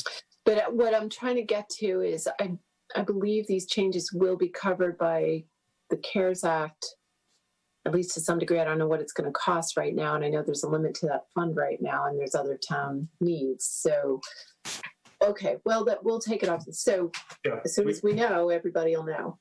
Yeah. Okay. But it doesn't, can I ask, isn't the CARES Act only to the end of the calendar year? Yes. Yes. Yeah. Right. So that's right. And that will factor into our discussion about the budget. Yeah. So. All right. Well, we can discuss this tomorrow in the subcommittee meeting in a little bit more detail. Okay. Okay. So anybody have anything else for the school committee while they're here? Because if not, we can move on. I think the key was we understand we got your revised requests and we'll deal with them accordingly. Okay. So. All righty. Thank you to everybody. And if there's any more follow-up information or detail, just let me know and I'll shoot it over to you. And I'll send you a copy of this. I have to apologize. I actually thought I wasn't quite sure we were on the agenda tonight to represent, but it was a good thing that we did. So thank you for your time. So, Yep, no problem. okay. And then, by the way, side note, thanks to the liaisons. I haven't had an opportunity to talk to the full finance committee in quite a while. And you should know your liaisons have worked hard and put in tons of hours meeting with us week after week since this thing started. Very painful. And Every single week. Yes, every single week. I have to say, the meeting's doubled in time because of you guys. So anyway, it's been appreciated. I think it's opened up an extraordinary amount of, sort of understanding between our two committees. And, there's no light between us, and or let's a light. How does that expression go? And anyway, it's good. So thank you very much. Really appreciate it. All right, it's social highlight of the week. Right. Yeah. Okay. All right. Take Okay. care. Morning. Yep, see you in the morning. See you tomorrow. Okay. Good. Okay, so next up is any update information from the select board. You guys all saw the email from Mr. Cronin with the responses to our inquiries from last week, so I don't need to necessarily go over that. We'll cover most of what was in there when we go over the budget and the articles and stuff like that a little later. Unless anybody has anything specific they want to bring up now, but I'd suggest holding off till we start talking about the budget. Okay, so let's get the update from Chief Cassidy. Please tell me we still have 0 cases? Yeah, we still have 0 cases. Our last new case was June 8th, and we have been more than a week with 0 active cases. Okay. Well, it's when we get to 2 or 3 weeks that I'll start to feel a little bit better, right? Because when all the incubation periods are up. So, okay, but financially on the COVID side, are we still good?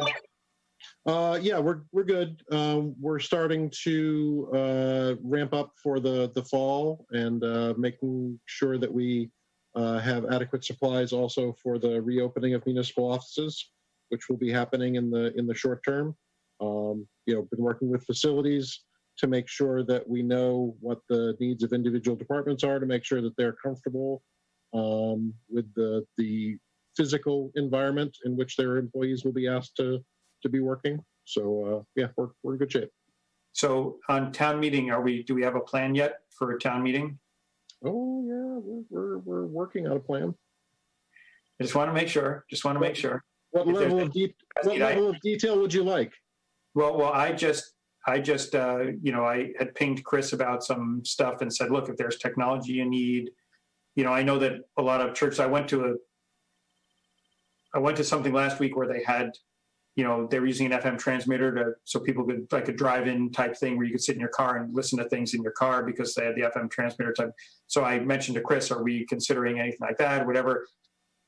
I just wanted to basically convey to him, if you, and I know you've been working closely with him, but if you guys have, technology needs to make it happen, let us know, right? If there's money that's needed. I mean, I guess theoretically that could probably come out of the CARES money, right? We did actually, because of when we were developing the spreadsheet in anticipation of the ask to the Commonwealth, we did actually build in some technology for annual town meeting, because at that point we weren't sure which model we were going to go to and whether if we were going to have to go outside and whether we'd need a big AV company to come in and supplement.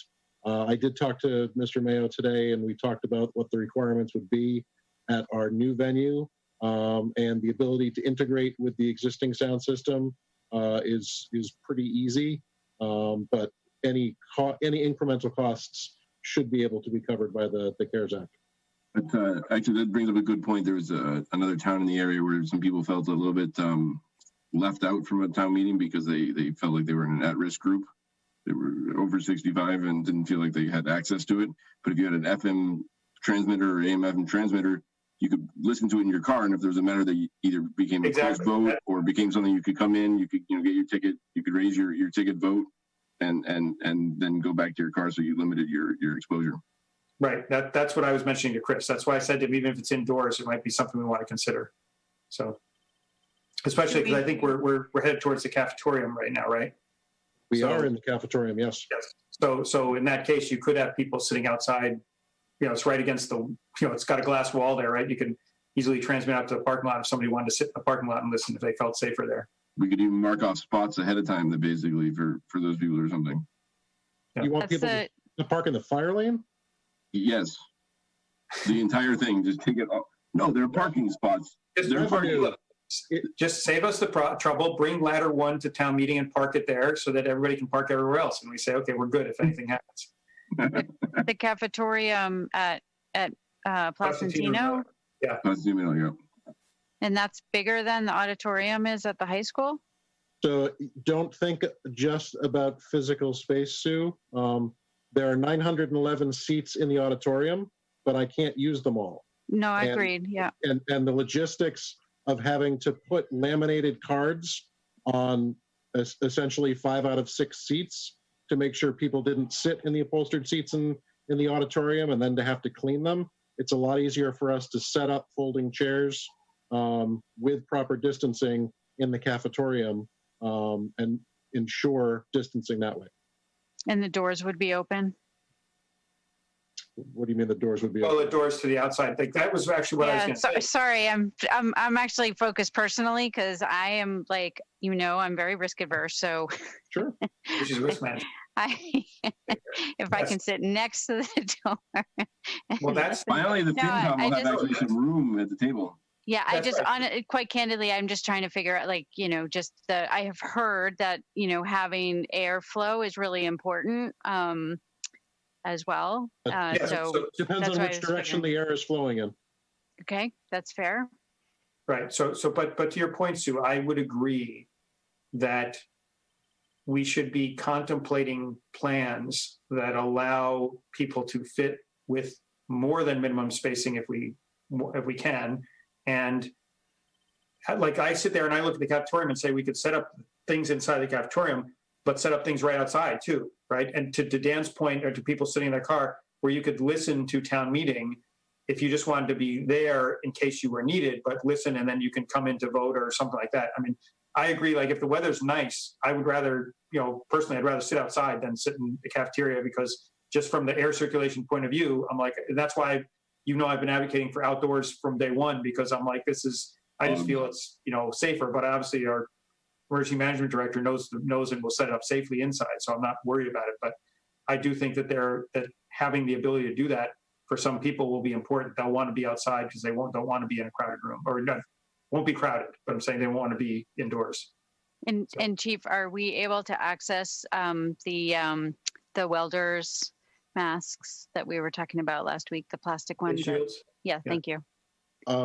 For those of us who have to be there in the room. Yeah, and in limited quantities, I can provide them. I'm not going to be able to hand out 150 of those. No, I'm just talking. I mean, we have to be there for the whole time, right? Sure. So if. Yep. No, I can absolutely. I don't mind purchasing it from you, but I just I don't know where to get them. So I've got ones that were printed by the school department early on with their 3D printers, so we'd be happy to make those available to you.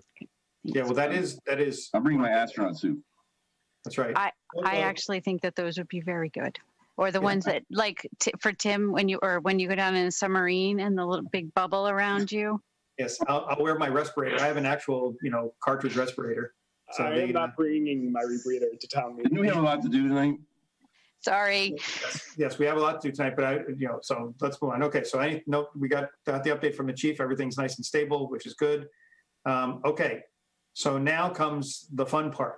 Okay, let's talk first about the spreadsheet that I sent out. Now, first of all, did you guys see I sent out something just before the meeting? It's the same as what I sent you before, but I'll just with a couple of minor changes.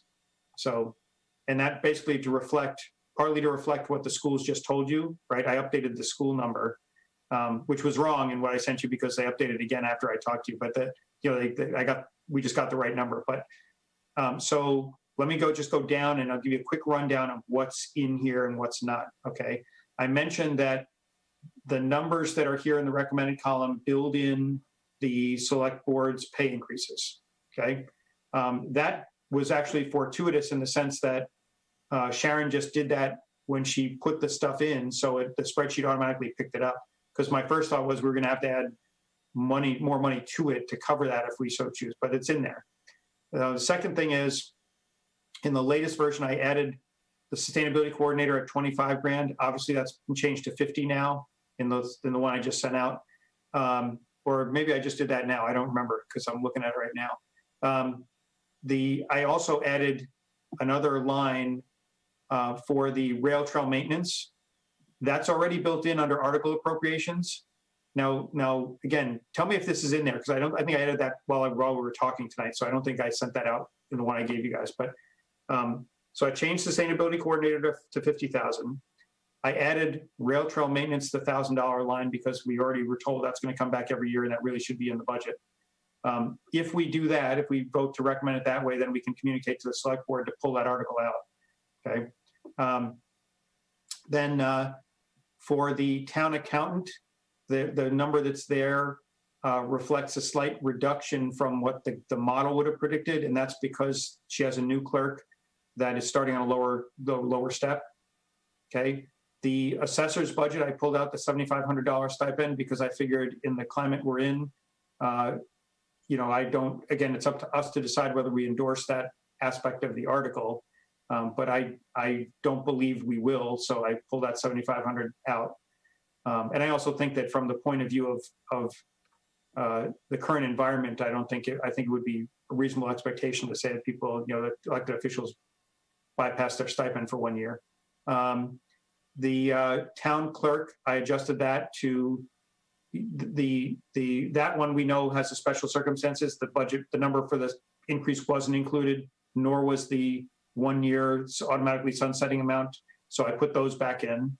The elections budget I changed to reflect the request that she had for the increased elections. And I didn't bother pulling out the 1% because we know that the elections will cost us more in this environment anyway. So I said, okay, this is what she had in there.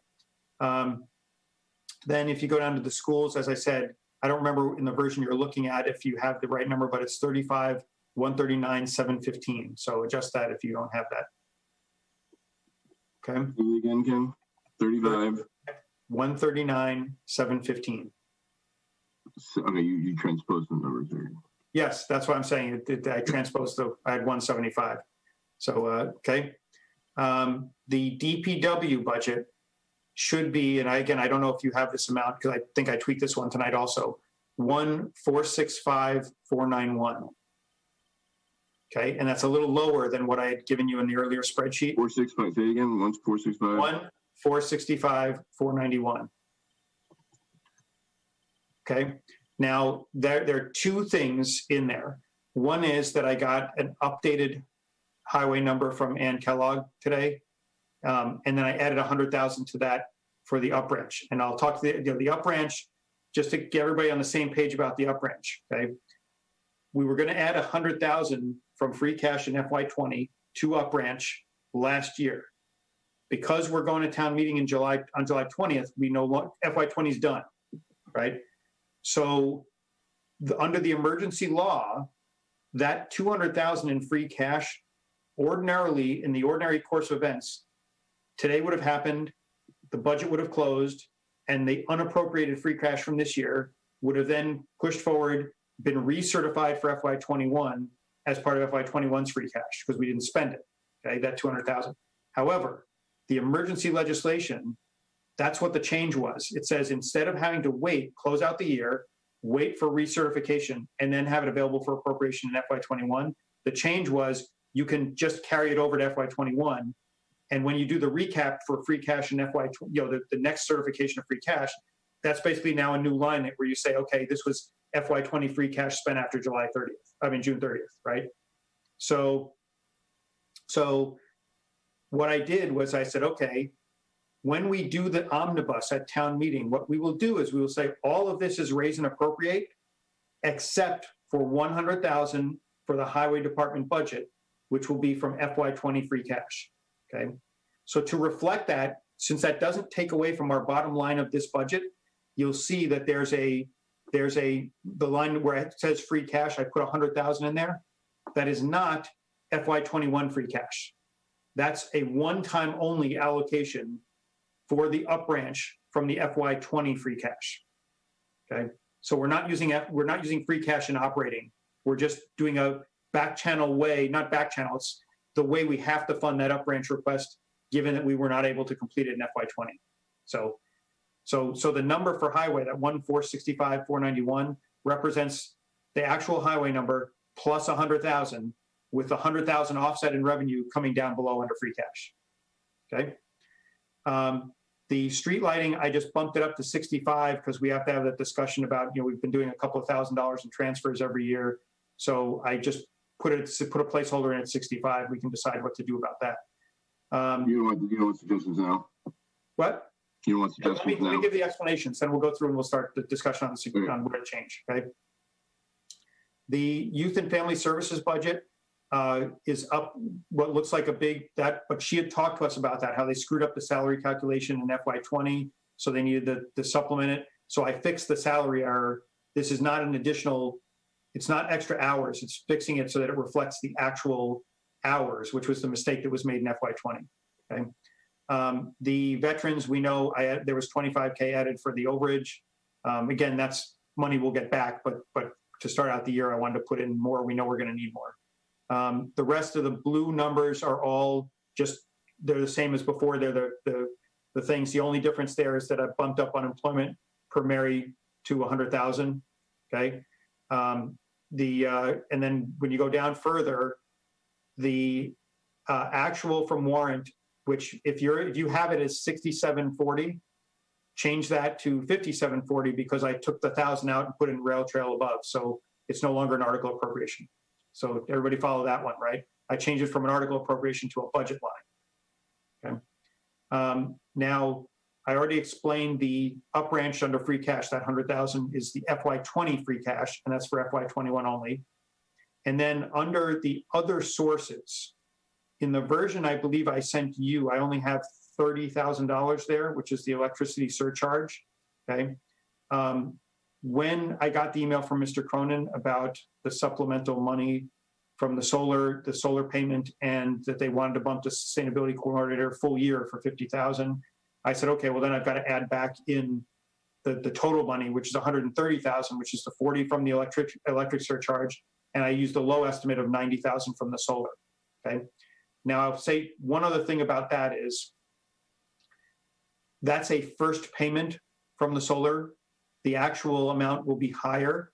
So that's why I said I went with the low amount of 90,000, but my expectation is that, I mean, having been involved in the solar farm process, I know that the amount we'll be getting that on a regular basis will be higher than that. So with all that, I left, as I explained in the email, I left local receipts at 10% cut because we are right now above 5% above target for FY20. So a 10% off of our target for FY20 is in reality a 15% or so cut in action from what we're seeing right now in FY20. Okay. So even though it says minus 10 on the spreadsheet, in terms of real dollars for what we've collected so far this year, it's minus 15. Okay. And then if you get down to the bottom line and you get 78,939, then you've got the right amount. That's what should be when all is said and done. Okay. Now the 78,939, again, we'll have the discussion and we'll discuss changes. But just to be clear, this includes 400,000 from stabilization, which was a bump up. Our reserves of up to $600,000. Okay. What this essentially means is that 300 of that 400,000 is going into reserve fund. Okay, about 300,000.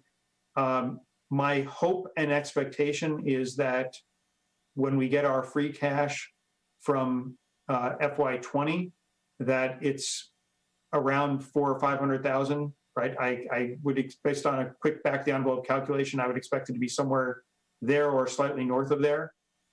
In which case we put that 400,000 back in the fall, and any delta we use to restore capital. You know, like if we hypothetically, let's say we got 800,000 in free cash, we put 400,000 back into stabilization, and we put 400,000 more into capital to boost the appropriation up to 1.9 million. That's my thinking. Okay, so now let's start having the discussion. Honestly, the only change I have is I do $70,000 in the street lighting. that seems to be closer to sort of where we are. I know it's minor, but Okay. I would So- agree with Dan there because it has been trending up. It's 65 isn't going to cover what they've been doing. Well, that's why I said I didn't have the time to go back and look, so I'll change to 70. Okay. but honestly, other than that, I'm pretty good with this. I don't know. You know, this is, I mean, obviously it's not much different than what we've been talking about, except we finalized some numbers. We'll talk with the schools and see, you know, we have requested that they sharpen their pencils and see if maybe they can come down a little bit. But I do have a question about the reserve fund. Yes. Why are we doing 600 when we get all this money coming in from CARES and everything? That's what I've heard and arguments for. Yes, I will clarify that right now, right? I know that the select board, or it was mentioned at the select board meeting, right? There are two things that I will say. One is CARES money only goes through December 30th of 2020. Correct. So any COVID-related expenses that come up, and in a sense, by definition, they're going to be unexpected, right? We're not planning on any, but we don't know what the course of the virus will be. We'll have to come out of something, right? And now maybe if we're lucky, there's another bill and there's more money. But at the moment, as of the half of the fiscal year, we need to plan for funding ourselves, okay? The other part of it is this. As I mentioned earlier with the school department committee and request, where I said nobody could have planned or foreseen the pandemic having the impact it has had. But the lesson that I took from it is make sure we put a budget in place that does not require adjusting in the short term, because we don't know if October will happen in October, if October will happen in January, or if things turn up and we don't have October and we just go to next May, right? So in those scenarios, right, knowing what we now know, right, until the situation is stable, it would be irresponsible of us as a finance committee to not make sure we had all the tools in our toolbox that we thought we might need if another town meeting gets delayed, right? We got screwed on this one because we didn't know it was coming. Now we know, we're seeing now we got into July and things like our up branch got screwed, other things that we were going to do got taken off the table. So I looked at this and said, it's not like we're putting the 600,000 there. Remember, the reserve fund by laws is unanticipated. It's not a slush fund from the sense of we're just saying we can just pay out the money. It's got to be unanticipated, unexpected, that kind of thing, extraordinary and unanticipated. So there are criteria for us to spend from it. And if we don't have those exceptional events, then either we can adjust it down in May or we can just let it flow to free cash next year. Right. So, if I could just add, first of all, you're absolutely, I mean, I don't even want to say it, but this is absolutely not a slush fund. This is, preparatory. Exactly. But again, it's just because we didn't end up needing a lot of the reserve fund this year, or much at all. There have been many other years when we have been calculating down at the very end, last moment, all the different things and coming close to the bottom. It just sort of depends. This year, I don't know if it was just, less stuff used during the COVID period that gave us a lot of inter-account favorability. I know there's some turnover that helped. And I think we got really lucky that we were able to meet all the sort of line item transfers as line item transfers and not reserve fund transfers. That this is actually honestly the first year that I've been on the committee that it's been like that. Most of the time we at least have a good number of reserve fund transfers. So, just because it's snow and ice, just because you don't use the reserve fund one year does not mean you won't need it significantly next year. And going into this year, we know there's so much that we don't know and will be unexpected that we can't plan for because we don't know anything. Right. I would just emphasize again, the point is if we short fund that and the CARES money runs out and we have a situation where we need the money and we cannot hold a town meeting because of the pandemic, right? That's the big thing I want to emphasize, right? If we knew with certainty that a town meeting could be held, then we can always we could sit there and say, okay, we can just have another town meeting, call a special town meeting if we need to, right? The problem is this pandemic is putting us in a situation where we can't be guaranteed of a town meeting happening on the schedule we need it to happen on, right? So we will, in all likelihood, have at least one town meeting that occurs after July during FY21. Okay, but we don't know when, and that's the big thing, right? As I said, we're planning on October, but maybe that ends up in January. Maybe that ends up getting postponed if we have a resurgence here like they've had in the South, right? Then we won't be able to have a town meeting until next spring. And then what are you going to do in January when the CARES money runs out? We have COVID-related expenses, and we sit there and say, well, guess what? We can't hold a town meeting to get the authority to do this. I'm only comfortable with it because of what I said before, because it is statutorily reserved for unexpected things. So it's not like we could sit there and say, hey, we're going to go have an ice cream party on the FinCom because we have money in the reserve fund, right? It has to meet a criteria. And that's why I just think it's very smart from our perspective to put ourselves in a position that if, again, fool us once by getting hit by the pandemic and missing May, but we'd be irresponsible ourselves if we didn't look at what just happened and say, let's do something in July to make sure that if it happens again, we're prepared. Okay, so to the details, does anybody have any comments about the individual lines, anything you want to change, anything you want to, adjust? Go ahead, Mr. Murphy. Tim was ahead of me. Okay, go ahead, Mr. Maxwell. It's just whoever I see first, because you did it at the same time. All it says at the bottom of my screen is it tells me how many people have hands raised. It doesn't tell me who was first. So I want to take a moment to talk to a couple of points that were brought up, specifically because one of the members of the select board did come in and take the time to chat with me. They specifically talked about the cuts we're talking about in state aid and local revenue. So I know I went through and was looking at I pulled up 10 towns who've had town meeting right now to look at what they did. And it's all over the map. There is no consistency.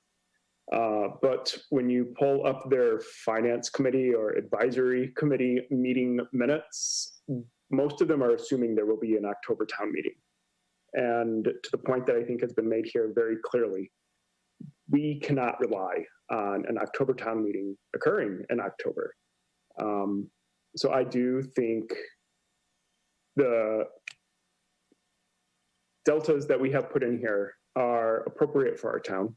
I know that this makes it painful for this year, but I would rather have us in a strong financial position, which I think this budget represents, than to put us into a weak spot where we are going to be struggling later this year. Okay, Mr. Murphy? Yes, you didn't put anything for the 50,000 for that warrant article for the pension. I don't see that there. Or did I miss it? Oh, that's okay. I didn't put that in for a reason, and I'm glad you brought that up because I didn't have that on my little list. That we have to decide what to do with the remaining 100,000 of the free cash. Do we let it flow through to free cash in FY21, or do we want to seed that with the 50,000 from that free cash from FY20's leftover? So I didn't account for it for that reason. So we have to have that discussion. Are we in favor of that warrant article? Well, did you see the updated information from Mr. Cronin? I tried to read it during our meeting, so I still need to digest it. Okay. I'll give you the quick summary, which is Mary did do the investigation and found that we do have, under the structure she is proposing, we can invest the money in PRIT, that PRIT can accept retirement funds, retirement investments on behalf of the town. So she basically said, we don't need to do the special legislation because under the current law, we can make the same investment as we have with the OPEB trust. So then it becomes a matter of administration, right? Do we have the special legislation to separate our administration from the statutes that exist, or do we just do it under existing stabilization fund statutes that allow us to invest in PRIT? And why do we need to do this now? I don't understand why we don't continue with where we were, with how we've been approaching it in the past, especially given all of the uncertainty. Well, that's a discussion we should have, right? The reason for why now is very simple. S&P told us in February that the Middlesex County retirement was the reason we didn't get our whatever AAA, whatever the top rating upgrade. It wasn't the only reason, because if you look, other towns in the area have gotten AAAs, like Ashland and other things. It's more in depth than just the fact that Middlesex is upside down. Not insolvent, I want to add that, but upside down. Yes. Well, I'm just relaying what they conveyed. If you look at the report, and you saw it, Mary sent it out, that was essentially the knock they gave us. They said, you've got all these policies, you've got all these, you're managing your funds well, you've got good stewardship, blah, blah, blah, but you've got this big kahuna pension liability sitting out there. And so that was suggested as, hey, S&P looks very favorably on having these stabilization funds, let's get one. So if we as a committee say, okay, this is not the time, or we want to wait a little while, I mean, that's something for us to debate. But that's the motivation, right? It's why now is because S&P pointed that out as a weakness in our financial. We're not going to go. Oh, sorry, Michelle, go ahead. I thought that the money wasn't entirely coming out of our operating budget. I thought it was coming out of another. Oh, I thought it was moving out of somewhere else. Yes, the suggestion was, and this is another way of funding it, Vin, by the way. This is another reason why I didn't put it in here, because I did think of this the first time I went through the spreadsheet. The amount we've been, what we've been doing is we've been making the annual payment up front and getting the 2% back, right? What I think the intent of this is we do the payment, and then instead of taking the 2% and saying to Middlesex, apply it towards our outstanding liability, that we say, okay, give it back to us. So in that sense, the amount of the amount, now it's not 50,000, it's close to that though. But that's a discussion we could have about what the funding amount should be. But that was the other approach, was that you take that money, instead of saying to Middlesex County, keep it, you say, give us back that 2% refund check, and we put it into this fund instead.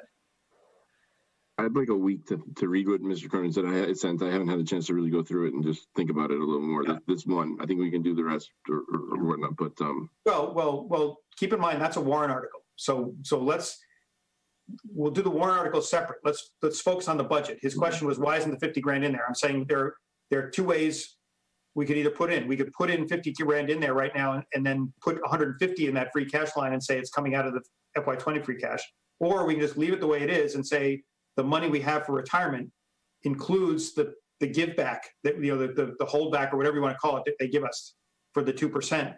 And that money is what would go in the stabilization fund. So the bottom line of this budget doesn't change. Ken, it's Mary. Yes, Mary. Could we just agree to go forward with the article without a dollar amount? Is that a possibility? To create the fund?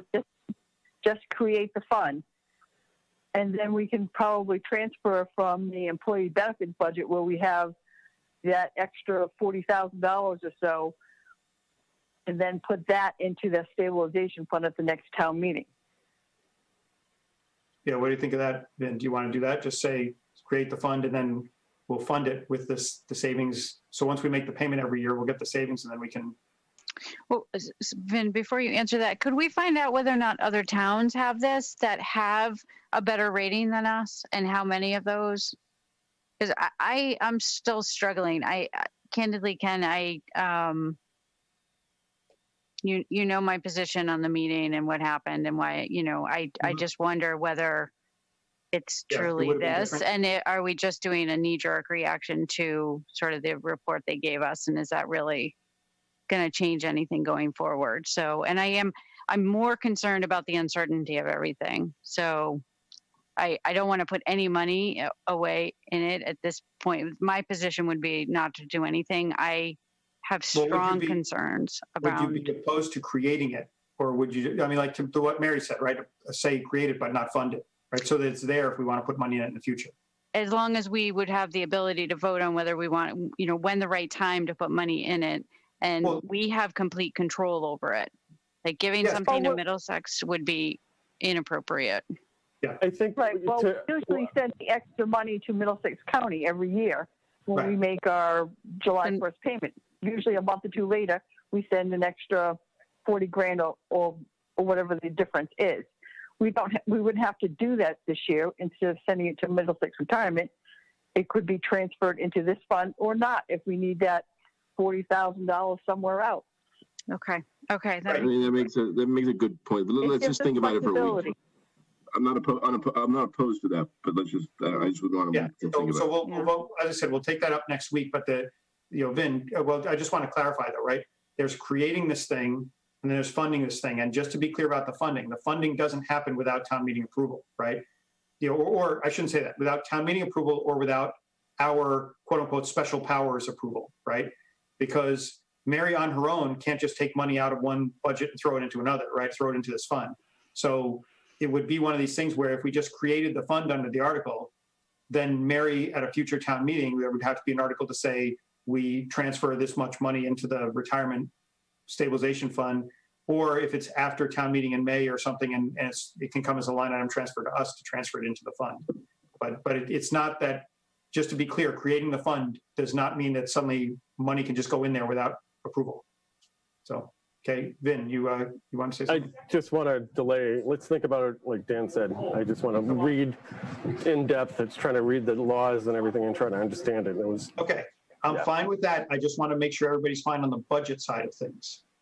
So if we choose to do something different next week, if the budget we have right now would give us the opportunity to fund that difference, that kickback, I hate to call it a kickback, but you know what I mean, the prepayment. Rebate. The rebate, okay? This budget would give us the ability to take that rebate and fund it if we so choose, okay? But just that's why I want to be clear. So okay, so back to the budget itself. Go ahead, Dan. Yeah, on the budget itself, we're ready to move back to that? Yes.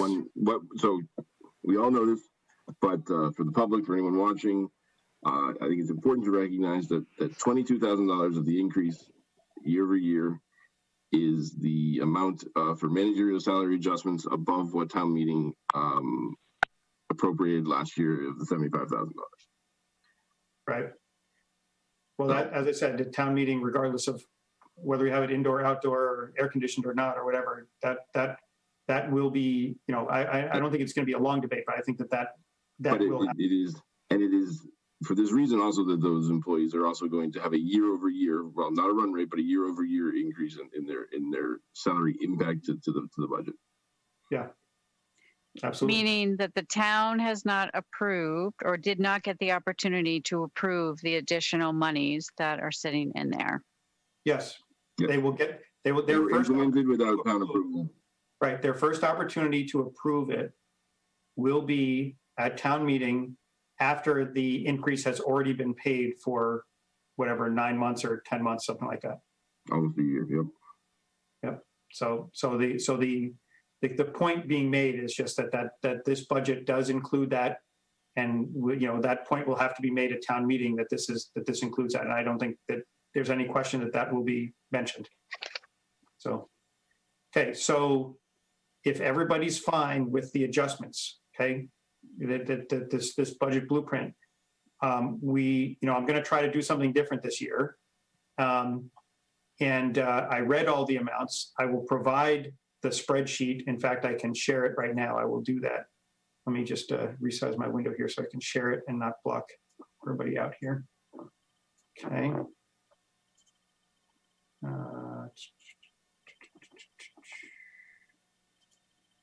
Okay. So you guys should be seeing, are you seeing my whole screen, or are you just seeing the spreadsheet? The spreadsheet. Okay, good. Can't read it though. If you can make it, blow it up a little. Bigger. Blow it up a little? Are you serious? Yeah, I mean, just make it so that we're only looking at a few lines, because I can read it. Okay, hold on. I have glasses. Is that better? No. Worse. I'm trying to figure out. I mean, Vin, Well, I you- have it. Put it into the view and make it bigger. Yeah, go down to the bottom, to the right, where it says percentage. You have it 80%. Make it 120. Oh, you're saying just make okay, that's what you're talking about. Okay. Bill Gates, a famous college dropout, invented this thing called Zoom in his Microsoft products. Yeah, hang on. That's better. Just I'm have just to. trying to get it so you can see. See, now the problem is I have to do the split screen. Hold on. We'll do it a tiny bit lower and then that's fine. Oh, I can, I You mean, I went from can 80 to 143. You could kind of, there's a middle ground. hold on. We only care about column U and column B. So hide all the Okay, other. want me to hide all this stuff? That's fine. Okay, I'll hide it for now. So how did you want to do this now? Hold on a second. Let me just hide these rows. Oh my goodness. Okay. Now I can shrink the window a little bit so that Ben can see it. Okay, so now is this good enough? Yes. Okay. Except I can't see. Oh, the that's header, good. But that's Yeah, fine. that's good. Okay, so this is just, now I will point out one other thing that's missing from this is the select board budget does not reflect the new town administrator's salary because that has not been finalized yet. We should So- hold on. So we will at some point either hold off on this one or we'll have to adjust it later. Okay. Just hold off on it. Voting Okay. on it. Okay, so what I was going to say was, you're looking at this, take a good look at this and let me know when everybody's looked at every column here down to, let's say, line 40, which is Youth and Family Services. Then I'll scroll down the rest, because what I'm going to do is I'm going to say, let's make a motion to approve the budgets as recommended in this spreadsheet. Okay, now we can hold out the exceptions. We can say with the exception of blah, but this way we don't necessarily have to do each line. Yes, Mr. Alfred? I'm going to be, that's fine as long as we can make it noted because I'm going to be the pain in the ass. I'm going to vote against every budget that has a managerial salary in it. Well, and you have to, Abstain are from you the- abstaining from? And library? I will be abstaining from the library anyway. Yeah. Yeah. But as long as I can just state this and then send Mark those budgets for the meeting minutes and the votes, that's fine with me. I don't Yes, think well, that. I will state, because this is an open meeting, after we vote, when we take the vote, I will note the differences, unless you guys want to go through it line by line. No. I do not want to go through it line by line, but I just want to make it clear that I'm against. Oh, but it's a roll call vote anyway. No, I understand, but there are budget. My point is, if we do line by line, we're going to be here for 3 hours roll calling every single line. So my intent was to say, everybody look at this. That's fine. I'll vote against it all then. And abstain from the library. Well, no. Okay, let me be clear. You can note your exceptions. We can say that the vote was, yes, except on the following budgets, right? And then note that it was 6-1 or whatever on. Fine. That's fine. Okay. So that. I would hold off voting for the select board Okay. because we always have to change it and just hold off. Mm-hmm. Okay, but look at these numbers. Yep. Make sure We're everybody's looking. fine. Then I'll scroll down to the bottom half. Make sure everybody's fine with the rest of the budgets, and then we'll. Okay, so let me know when everybody's fine with what they're seeing. You mean just fine with the numbers, right? Not our The votes. recommended column, yes. Listen to, so Coco, direct Julie how to point the camera. Okay. And sorry for what might be a stupid question, but should these numbers go back to the departments first? Like, are they okay with them? I mean, we're sort of presenting them. These are all based on two things, right? 0% plus, again, the managerial adjustments, Yeah. plus anything that they told us about that was important that I noted, right? Like the things like the ad elections. That I Okay. went through my notes from everything, so it should No, have. no, I appreciate that. I just didn't know if we should just validate, but that's fine. That's Oh, the reason I don't want to do that is there are two reasons. First one reason is timing. timing, right? Yes. Which is right. The I second know. thing is I did account for every budget we received based on our request. And in our request, a memo, right? We Yep. made it perfectly clear. If you don't give us stuff, we're going to get a number Oh, for you. Yeah, that's fair. Okay. Sorry. Okay. So I have tried to vet this as best as possible to the information, the latest information we had from all departments. Yeah. Okay. Okay. And by the way, just to be clear, after we vote this, I talked to Sharon today, and I'm going to send her this and have her vet these numbers against the FY20 salaries to make sure that there aren't discrepancies where we're above or below because of the salary differences. So she's going to double check all the salaries that come out of this. Okay. So if we need to make adjustments next week, we can. But that's why I want to get a blueprint voted tonight, so that we at least have something we can start moving forward with. She can vet it. We make whatever final adjustments we make next week, and we've got an FY21 budget. Okay. So if everybody's fine with this screen, let me know. I'll scroll down to the bottom half. Yes. Yep. Okay. So here's the last few lines right here from youth and this segment from here to here.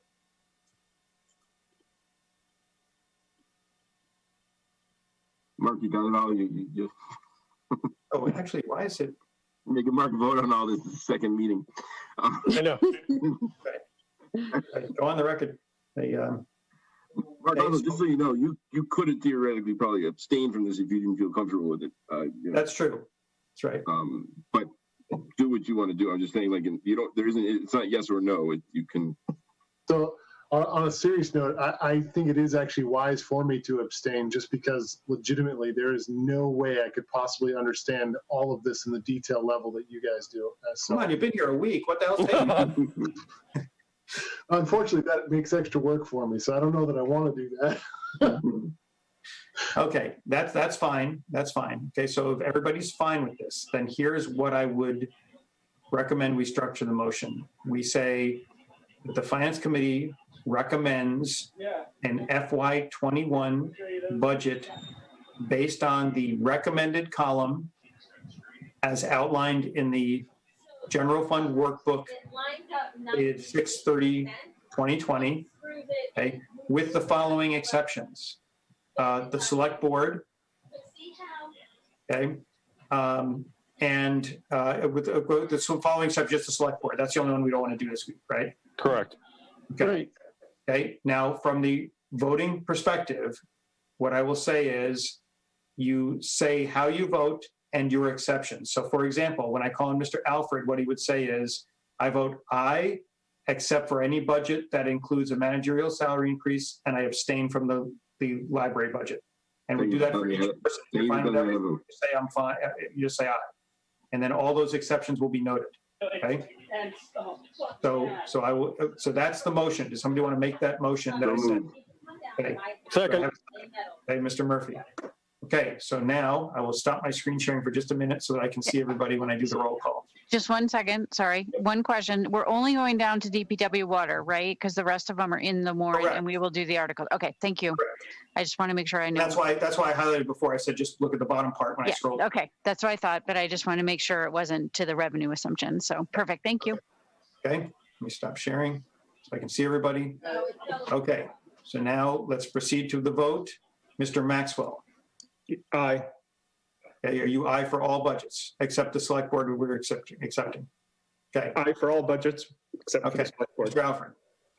So I am aye for all budgets except the town accountant, the assessors, treasurer collectors, technology, conservation commission, planning board, economic development, fire department, ambulance, building inspector, highway, DPW, or so the DPW, Board of Health, Council on Aging, Youth and Family Services, abstaining on the library, and recreation, and then water enterprise.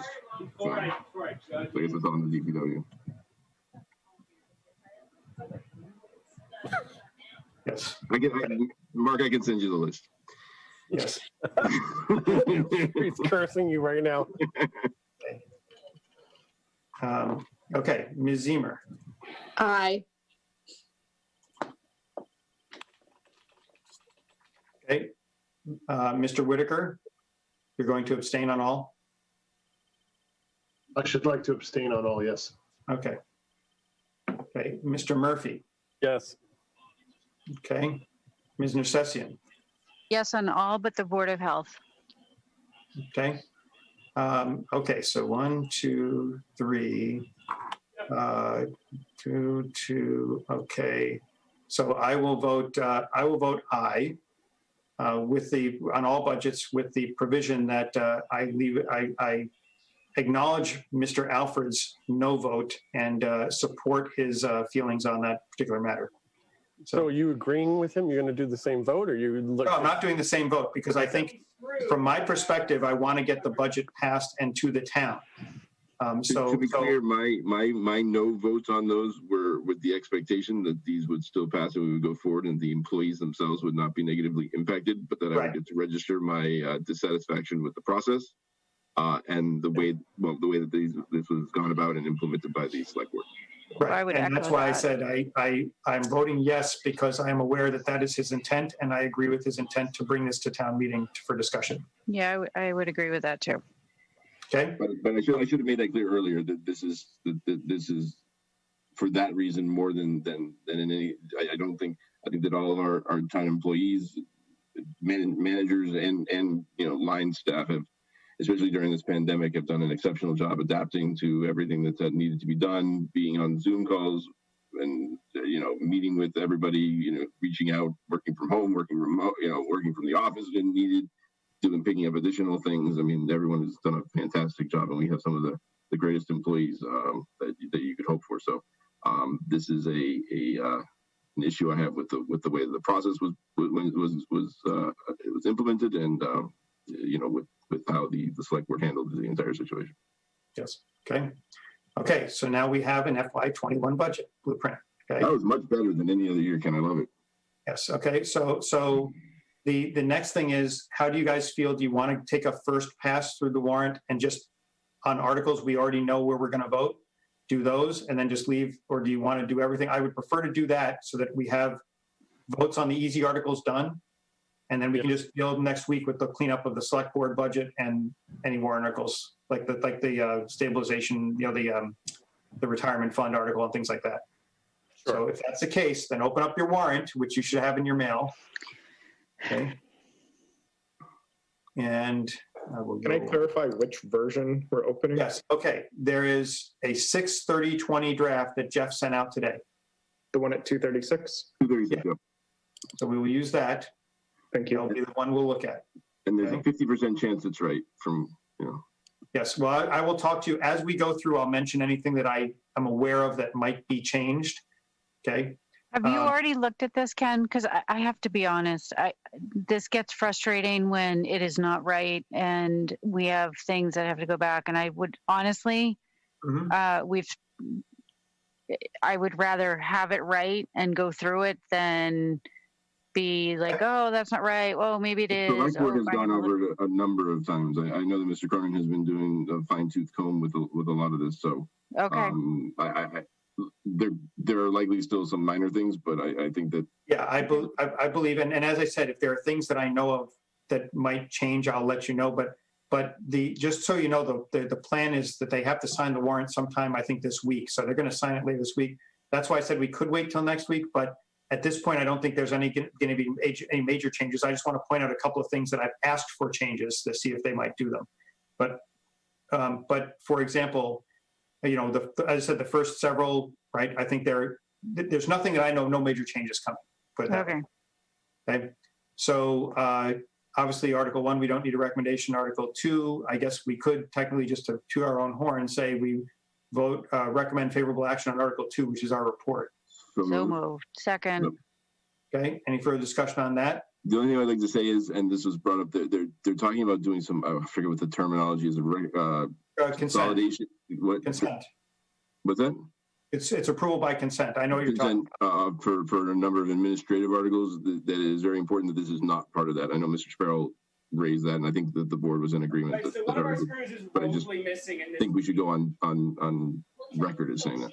Yes. Okay. And the other thing I'll point out, we'll talk about that. Let's get through this vote first, then I'll talk about the consent agenda and what that concept is and what might happen. So, okay. So this is a recommendation for favorable action on Article 2. All those in favor, roll call. Mr. Maxwell. Aye. Mr. Alfred. Aye. Ms. Zemer. Aye. Mr. Whitaker. Aye. Mr. Murphy. Yes. And Ms. Nersessian. Yes. I'm just trying to move the window around here so I can see you guys because I have it blocked by the warrant right now. Okay, and I vote aye, so the favorable action on Article 2. Okay, Article 3 is tax title. That's a boilerplate article. That's just basically gives the the town the ability to sell foreclosed tax title properties, which is relatively routine. I will entertain a motion for favorable action on Article 3. So moved. Second. Okay, any further discussion on this one? Let's proceed to a vote. Mr. Maxwell? Aye. Mr. Alfred? Aye. Ms. Zemer? Aye. Mr. Whitaker? Okay, we'll take that. Aye. We're going to mute. Mr. Murphy? Yes. Ms. Nersessian? Yes. Okay, for Article 4, okay, I think we're going to have a quick discussion about this one. This is the compensation for elected officials. I don't know what you guys feel, but I would myself, would say that the motion would be that we recommend favorable action on the town clerk's salary and the town clerk FY21 salary adjustment in Article 4. Yes, Mr. Alfred? Could we do two votes on those two different things? Yeah, that's fine. Do you want you can combine it into one if you want to say unfair. We recommend unfair. No. We just voted essentially for her salary already for this year. I would like to vote for the back pay, not the actual back pay, but the pay that you missed. Oh, I see. Okay. I'm going to vote in favor of that because I think that everyone got that pay, and that because. Okay. I see where you're going. But then, okay. Yeah. Okay. So that's okay. So for Article 4, we will take it in 4 pieces. Then we'll vote on each line individually. So with okay.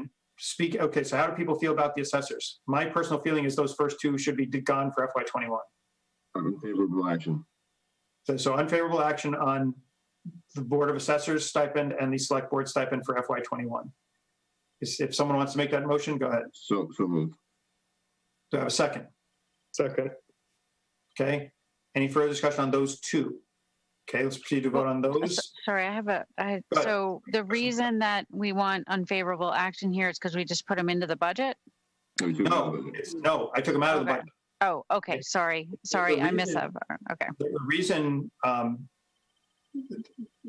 it's the reason, the way I look at it is, we are sitting here working tirelessly and have been for several months because of this, and we do this on a regular basis for nothing, right?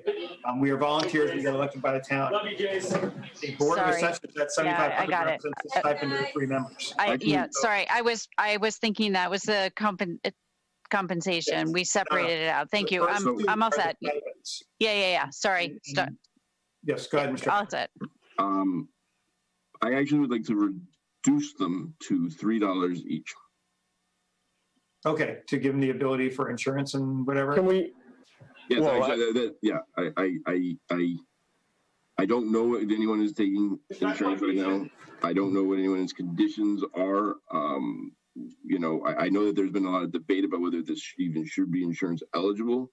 But the last thing that I would want to do, especially in the current environment that we're in, is do something that would then cause them to lose the ability to take that benefit, because they are working for it. They've been assuming that's part of their sort of financial plan, if you will, as part of their election. I mean, obviously, So is your recommendation that you want to make a motion to amend the prior motion to say that we recommend a stipend of $1 per member for the Board of Assessors and the Select Board for FY21? Yes. Do we know that then creates the insurance eligible? Yes, all you have to do is get paid $1. Yes, Okay. that I do know. Second. Okay, so we're going to take 2 votes then. We're going to have the motion to amend the first motion, and then we're going to vote on the other. Sorry, think about that. Yes, you should have thought about that before we made the motion. But okay, so this is the motion to amend as indicated. Mr. Maxwell? Aye. Mr. Alfred? So, are you changing it again? No, I'm not changing it, but currently the motion is unfavorable action. So we actually need to vote that down. No. I just said the motion is to amend the prior motion. No, this motion is, but the prior motion was for unfavorable action on all of it. So we can amend it all we want. Okay, how about this? We start from scratch. Vote no on the motion that's on the floor, and then we'll start from scratch. So this is now a motion on the original motion. Vote on the original motion. Mr. Maxwell? No. Mr. Alfred? No. Ms. Zemer? No. Mr. Whitaker? No. Mr. Murphy, No. Ms. Nursessian, No. and I will vote no. Okay, so now we're back to square one. Now, make the motion the way you want to make it, Dan. So now I'd like to make a motion that we adopt a salary for each of these 6 elected officials for the Board of You want to Assessors, make the the Select Board. salary for elected officials in that table $1 each. No. That's No. not correct. Because you're doing the town clerk. You want to make the salary for the Board of Assessors For the Board of and the Assessors, Select Board And the members select board. to be $1 each. for $1 each, for a total of $3 for each of those boards. Yes, okay, so moved. That's what he's making. Okay, who wants to second that? Second. Okay, so now, you good down, Dan? You're not gonna, As long as we Okay. get to the, yeah. so we'll proceed to vote on those first 2. Mr. Maxwell, Aye. Mr. Alfred, Aye. Ms. Zemer, Aye. Mr. Whitaker, Aye. Mr. Murphy, I'm going to abstain. okay, and Ms. Nursessian, Aye. and I vote aye. And just out of curiosity, Ben, what was the reason for the I abstention? don't, because I'd like to hear what the Board of Assessors, rather than us being, I mean, I don't know what they use it. They might actually be needing the money for some reason, so. Well, I don't agree. I agree it's outrageous they get that much, but I would like to hear from them before we actually do something at this point. I totally agree where we're coming from. That's why I'm They want the money. abstaining. That's why I'm abstaining. I'm not voting That's fine. yea And or if nay. you would prefer, I can ask them. No. I just want this over with. It's like it's like, Well, no, because you raise a good point, but the only reason I'm okay with it is because I've heard the explanation before. I've been on this board long enough, and the explanation that was given was, we're the only board that does work. Okay? yes. And I heard you say that. what we have been through in the last 6 months and what we do on a regular basis, I don't buy that explanation for 1 year, right? This is just for FY '21, right? Okay. So to me, I look at it and say, we're in a budget crisis. We should be, this is not something, Okay. think of the hours we've donated by meeting every week. All right. So can I I'll change my damn vote to yes. No, you don't have to. No, You probably me. That's fine. I will agree with the rest of the committee. Yes, we've pinned him down. Let's get on with it. It's on to 50. Okay, fine. Okay. So then the next motion would be to recommend under Article 4 that the town clerk's salary for FY '21 be set at $77,917. So you want to handle the other part separately, right, Dan? Okay. So the next moved. would be- Second. Okay. So proceed to a vote on setting the town clerk's salary at $77,917 for FY '21. Mr. Maxwell, Yes. Mr. Alfred, No, with the comment that this is in no way reflective of the town clerk's performance and job, but it's just it's a simply, protest vote. it's a protest vote against the process of the managerial salary adjustments. Okay, duly noted. Ms. Zemer, Aye. Mr. Whitaker, Yes. Mr. Murphy, Yes. Mrs. Nursessian. Yes. Okay, and I vote yes on that one. Okay, so that carries. And then the final thing will be a motion to recommend under Article 4 that the town clerk receive an additional $6,798 in FY '21 for FY '21 only to sunset effective June 30th, 2021. So moved. So moved. Take a second. So is that Sue seconding it? Yeah, that's fine. Okay, any further discussion on that? Okay, let's proceed to vote. Mr. Maxwell, Aye. Mr. Alfred, Yes, in an effort at equality. equity, okay. Equity, yeah, equity. Ms. Zemer, Yes.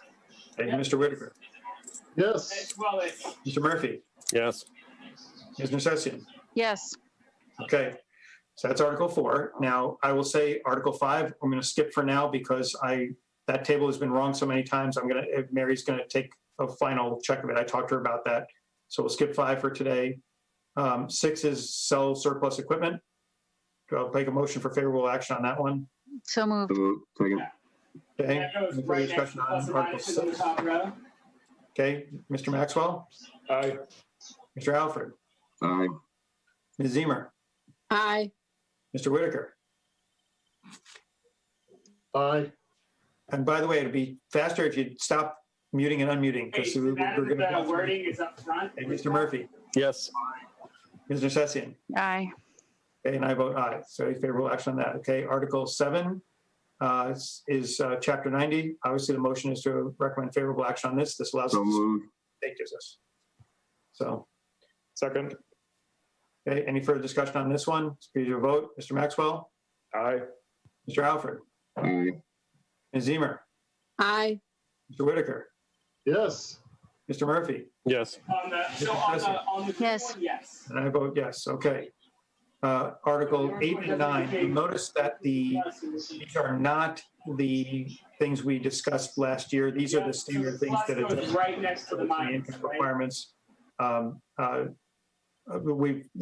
We've done this every year. This is not the 100% exemption thing. That thing was done once, and that doesn't need to come back to us. So this is just the standard adjusting the interest rate so that when people are late on their taxes, they pay a little less interest. So if everybody's fine with that, I'll recommend a motion for favorable action on Article 8. So moved. So did, Dan got it. So who seconded? Ben?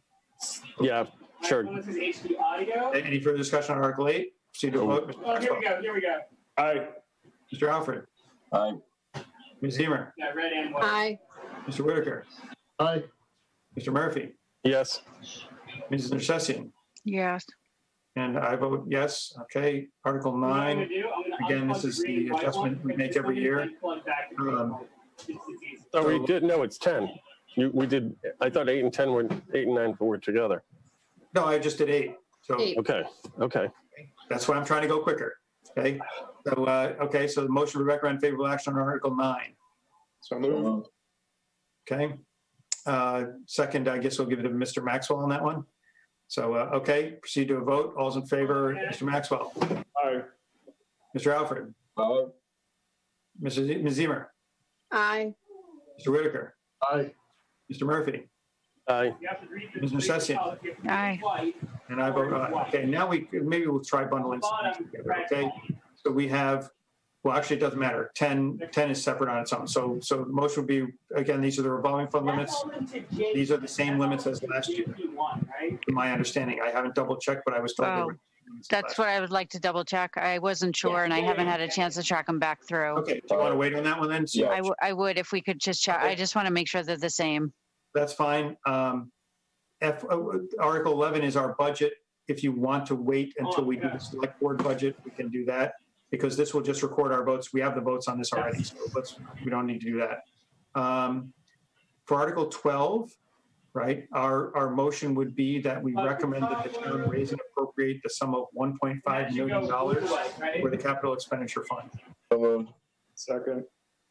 Okay, any further discussion on that? And just for you, Mark, that's in the spreadsheet we just approved is the 1.5 million. So, okay, any further discussion on that? Maxwell, Yes.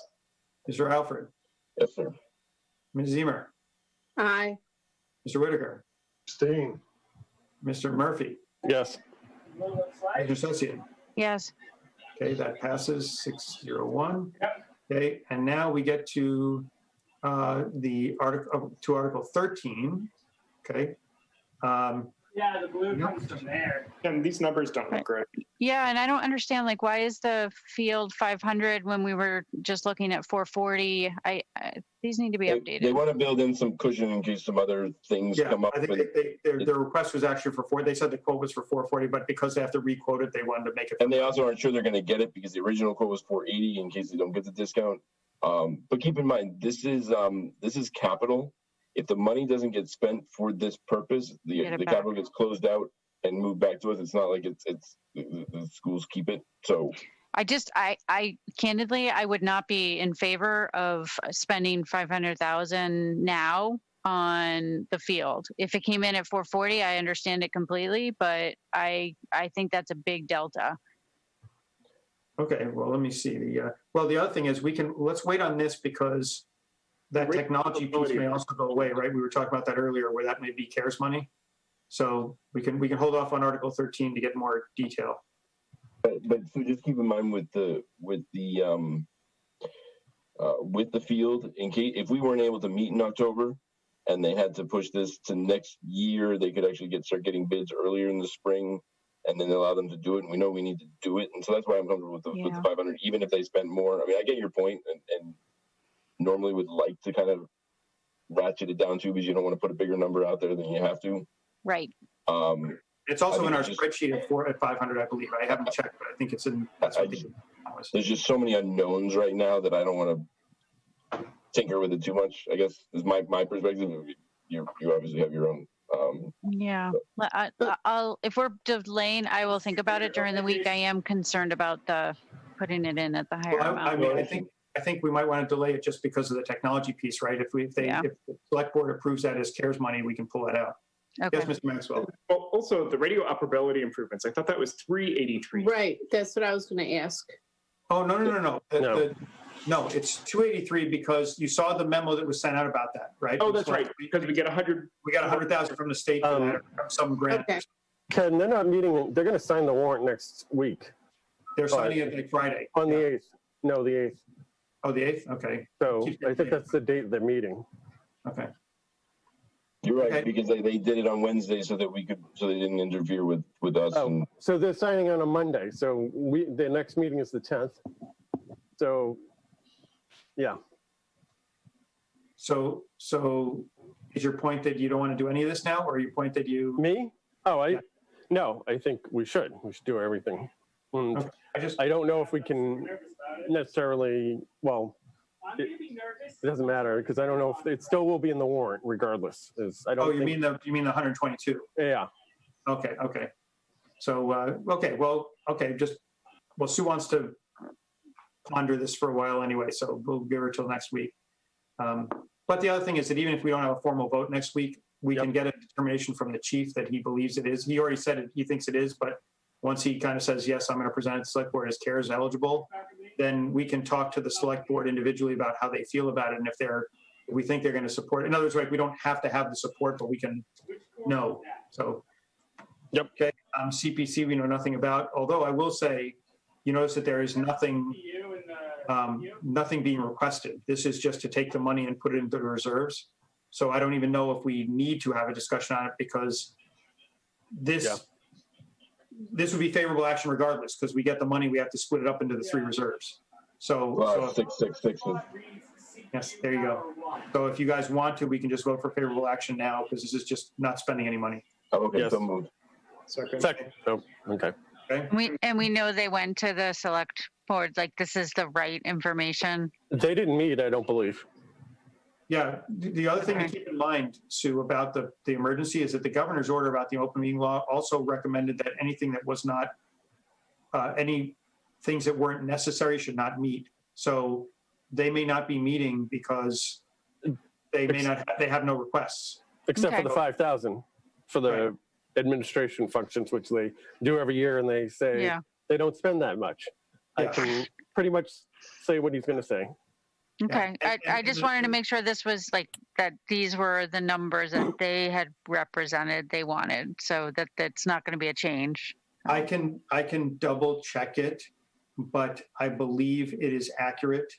That they did get this from Frank, and I think all Frank said was we got no requests. All we're going to do is they have this the split. In case anybody at home is wondering why this split this way in the warrant, it's split that way because the statute requires you fund those 3 reserves at a certain level, and then you have this general reserve that can be allocated at any time between the 3.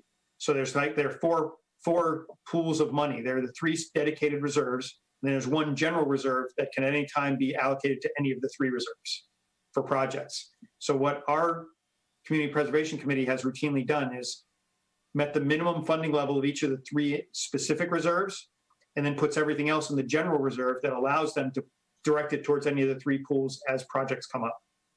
So that's why there's vote on this. What? Can we vote? Yeah, I'm okay to vote. Okay. We have a motion that's been seconded. Yeah, the motion was for favorable action on Article 14. Move to question? No, sorry. Okay, Mr. Maxwell. Yes. Mr. Alfred. Yeah. Ms. Zemer. Aye. Mr. Whitaker. Yes. Mr. Murphy. Yes. Ms. Nersessian. Yes. Okay, and I vote yes. Okay, for 15, that They would can be. strike it because we have it on our omnibus. No, this is to put money in. Oh, I'm sorry. I thought it was trails. I'm sorry. No, we're on I 15. read the wrong. I read 15 before. I read 16 before 15. Right. See, so 15 would be indefinite postponement. Second. Okay. Proceed to a vote. Mr. Maxwell, Yes. Mr. Alfred. Yep. Ms. Zemer, Aye. Mr. Whitaker, Aye. Mr. Murphy, Yes. Ms. Nersessian, Yes.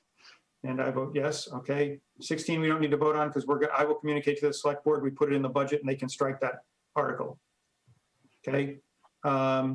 The 17 is we passed an article at last town meeting to authorize the landfill solar at Marshall Street. The only difference in this one is it's the same thing, but it changes the remaining. The original article said up to 20 years, and this says up to 25.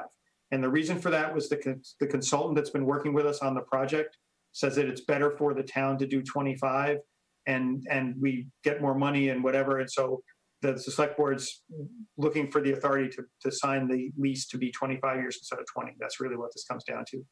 So, and that's Favorable action.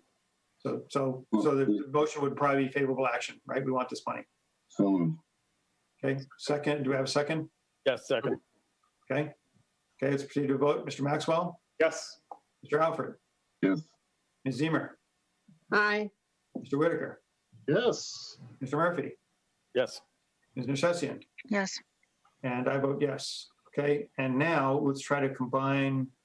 I'll see if we can combine a bunch of these. So so 18 is for solar on the fire station. 19 is community fund revolving. The only reason, by the way, in case you're wondering why that's separate, is because it's new, so it has to be voted for the first year to. Just to be clear, there's no town money going into this revolving account, correct? That is correct. The intent of this fund, and I think I mentioned this before we had the pandemic, was that now that they've kind of fixed up the property and they do things like they're selling pots and things like that, they're trying to look to take that little bit of revenue and use it to maintain the property. So that's why it's only limited to $5,000 a year and things like that. It's just a very small thing for donations and for money they make from like renting out farm plots. Okay, so action on no. So 18 and 19, if everybody's fine with those two, then we'll just do one motion, say favorable action on Articles 18 and 19. So moved. Second. Okay. Any further discussion on those? Okay. Mr. Maxwell? Yes. Mr. Alfred? Yep. Ms. Zemer? Aye. Mr. Whitaker? Yes. Mr. Murphy? Yes. Ms. Nersessian? Yes. Okay, and I vote yes. Okay, 20, we agreed we're going to postpone. The retroactive road acceptances, we don't have any. You saw what Mr. Cronin said. I did follow up with our town council because I said you didn't answer. We need the fundamental question of, is there a financial issue with these road acceptances? The stupid thing, and this will make you all very happy to know we have to even spend time on this, is it should not be called retroactive road acceptances. It should just be called road acceptances. And because they put the word retroactive in there, that's what got us all wondering what it was about. But if you read the text, it says to see if the town will vote to accept as public ways. It doesn't say anything about it being retroactive. I talked to Mr. Tallerman, and Mr. Tallerman said it's not retroactive. It becomes a town road when the deed is transferred to the town and blah, blah, blah. So he says, I don't know why they called it retroactive road acceptances. So I sent an email to Mr. Cronin saying, get rid of the word. Just call it a road acceptance. And that would have saved us all the entire discussion. Can we make a motion to change the title on that? Well, we can ask the select board to change the title, yes, if you want to make that motion. I think we should, because I worry that someone would use this to come back later and say, well, we had these issues and you voted on a retroactive road acceptance, and then we're gonna have to defend a lawsuit and cost money to the town. So yeah, so I would just give you one other thing, which is I've already communicated that to the select board that they should change the title, but let's take a formal vote if you want to make that motion. Yeah, so I make a motion to change the title of. Ask the select board to change the recommend that we. So yeah, recommend to the select board to change the title of Article 21 to road acceptances. Okay. Do I have a second for that motion? Second. Okay, proceed to a vote. There's no financial implications for us because of that, so we don't have a financial vote. Mr. Maxwell. Mr. Alfred. Yep. Ms. Zemer. Aye. Mr. Whitaker. Yes. Mr. Murphy. Yes. Ms. Nersessian. Yes. And I vote yes. Okay, so that, as I said, there's no financial recommendation on that. The LED upgrade, that's the, just to be clear, that's not the downtown traffic lights. This is the one that's Woodland and High. So, And this is not an issue because it's a new light and they're failing, correct? correct. These lights have been in place for several years now. I mean, these lights are, I think, 7 years old or something like that. And the issue was, as you recall, that they are in need of repair, and the original lights were not LED, and they were saying you should upgrade them to LED. It'll save us money in the long run, and they're more reliable. So, okay, so the motion would be to recommend favorable action. Oh, no. The motion would be that the town raise and appropriate $5,740 for the purpose stated in the article. Second.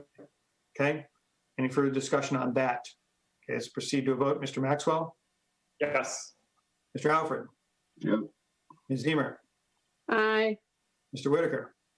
Yes. Mr. Murphy? Yes. Ms. Nersessian? Yes. Okay, and I vote yes. Okay, 23 we do nothing on. Okay, the 24, which is the revolving fund, I think, go ahead, Mr. Alfred. I believe that yesterday they discussed striking that. So I think we should just wait to take a vote to see if it's in their, in there next week or talk to them. I'm pretty sure. Okay, well, let me ask a question. If it is in there next week, what is the feeling on this article? No. No. No. Oh. Okay. Okay. I just want to make that clear to so that if they're paying attention, they see that. Okay. And obviously 25 does not have. We did ask, and just very quickly, because I know we're running late. That last petition article, there was some question as to whether it would have an impact for animal control. You saw the response. I believe the petitioner sent it out to everybody on the committee. Let me just double check that actually. No, I don't believe so. Okay, hold on. I saw something about that today. Oh, something about the legal bindingness of it all. Yes. No. Okay, so, oh yeah, it wasn't sent. Okay, I can forward it to, but basically, I will say this. I'll just give you the quick synopsis. There is no financial impact. The animal control officer is okay with it. The petitioners said that they have talked to the president of the Animal Control Officers Association of Massachusetts about how they've been enforced.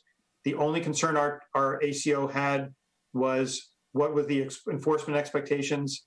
And basically what they said was that the ACO will give warnings, and that if it comes to something like a seizure, they will eventually do that if compliance is not, if people don't comply. But Bay Path Humane Society, who already partners with Ashland Animal Control to take some of their animals, has confirmed that if a case did come up where it got to the point where we needed to take in animals from a pet store, an illegal pet store, according to this petition, that they would house and care for them so that there's no potential cost for Holliston. So they did do their legwork, and they said that they, and as I said, they had told me some of this before, but they sent an updated email today to me and to Jeff and Tina, basically saying that there is no financial implication to this article. So, are you able to just forward that along so we have it? yes, I will do that. I didn't realize, again, it's one of these things that comes in a middle email, and I didn't realize it was not sent to the whole committee. So I'll forward it right now. Thank you. And with that, we're done. Okay, and so because of that, we don't need to take any stance on it from a financial standpoint. Okay, and I just forwarded the email. So now so next week, just to be clear, we have to clear up the select board's budget. We have to deal with the last few articles, and we will have to more than likely approve a warrant message next week, because we're going to have to go to press on the 10th. So let's see, that will give us, so given that next week is the 7th, yes. So next week, between now and then, I will circulate a draft warrant message. I'm going to try to keep it short and sweet for the fact that we want to get this report out quickly. As you know, we're short-staffed from the help point of view, so I'm going to be doing most of the work myself. Yes, Mr. Alfred. We should write a fresh letter, but I also would like to append our press release to our about the financial, the one we just did? The one we just did, I just appended to our report. Yep, we could do that. That was made as part of the official record. Yep, that's fine. It's fine. Okay. But that's where we're going to do. So next week, hopefully we just have to do the warrant cleanup, the select board budget, and then we've got a blueprint for town meeting, and then we just have to approve a warrant message. And then next week just becomes me finalizing the report. And, Mary and Sharon are already generating the tables and all that stuff like that. So we're well on our way to getting the report together.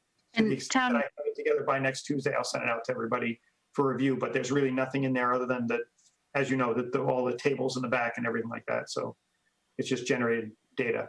So. And town meeting is the 20th. Town meeting is the 20th. Okay, technically speaking, our report can be out on the 13th because we're required to publish it 7 days in advance. Yeah. But we've always strived to get it out the Friday before just to be safe. So that's why we're shooting for it. On the town website, however, it does say that it's at the Holliston High School. And I think if it's being changed, we should probably update the one I'm looking website. at has moved it to Constantino Miller. Oh, is it really? Okay. Well, I did a Google search, clicked on it, and it. I mean the warrant that they're showing now. Yeah, I guess the website. The warrant has it right, but we're also sitting on this call is our technology director who heard you say that. So one would presume that if he was listening, that he would take that as a thing for him to go check the website. And also our management director who also manages the website is on the call too. So between one of the two of them, somebody should go change the location of town meeting on the website. So, okay. But that's basically it. So next week we finish up, we get the report done, and then we just start prepping for the fun. So anybody have anything else they want to bring up this evening? Okay, then I will entertain the motion. And Mr. Alfred just made. Okay, it's not subject to debate. Mr. Maxwell? Yes.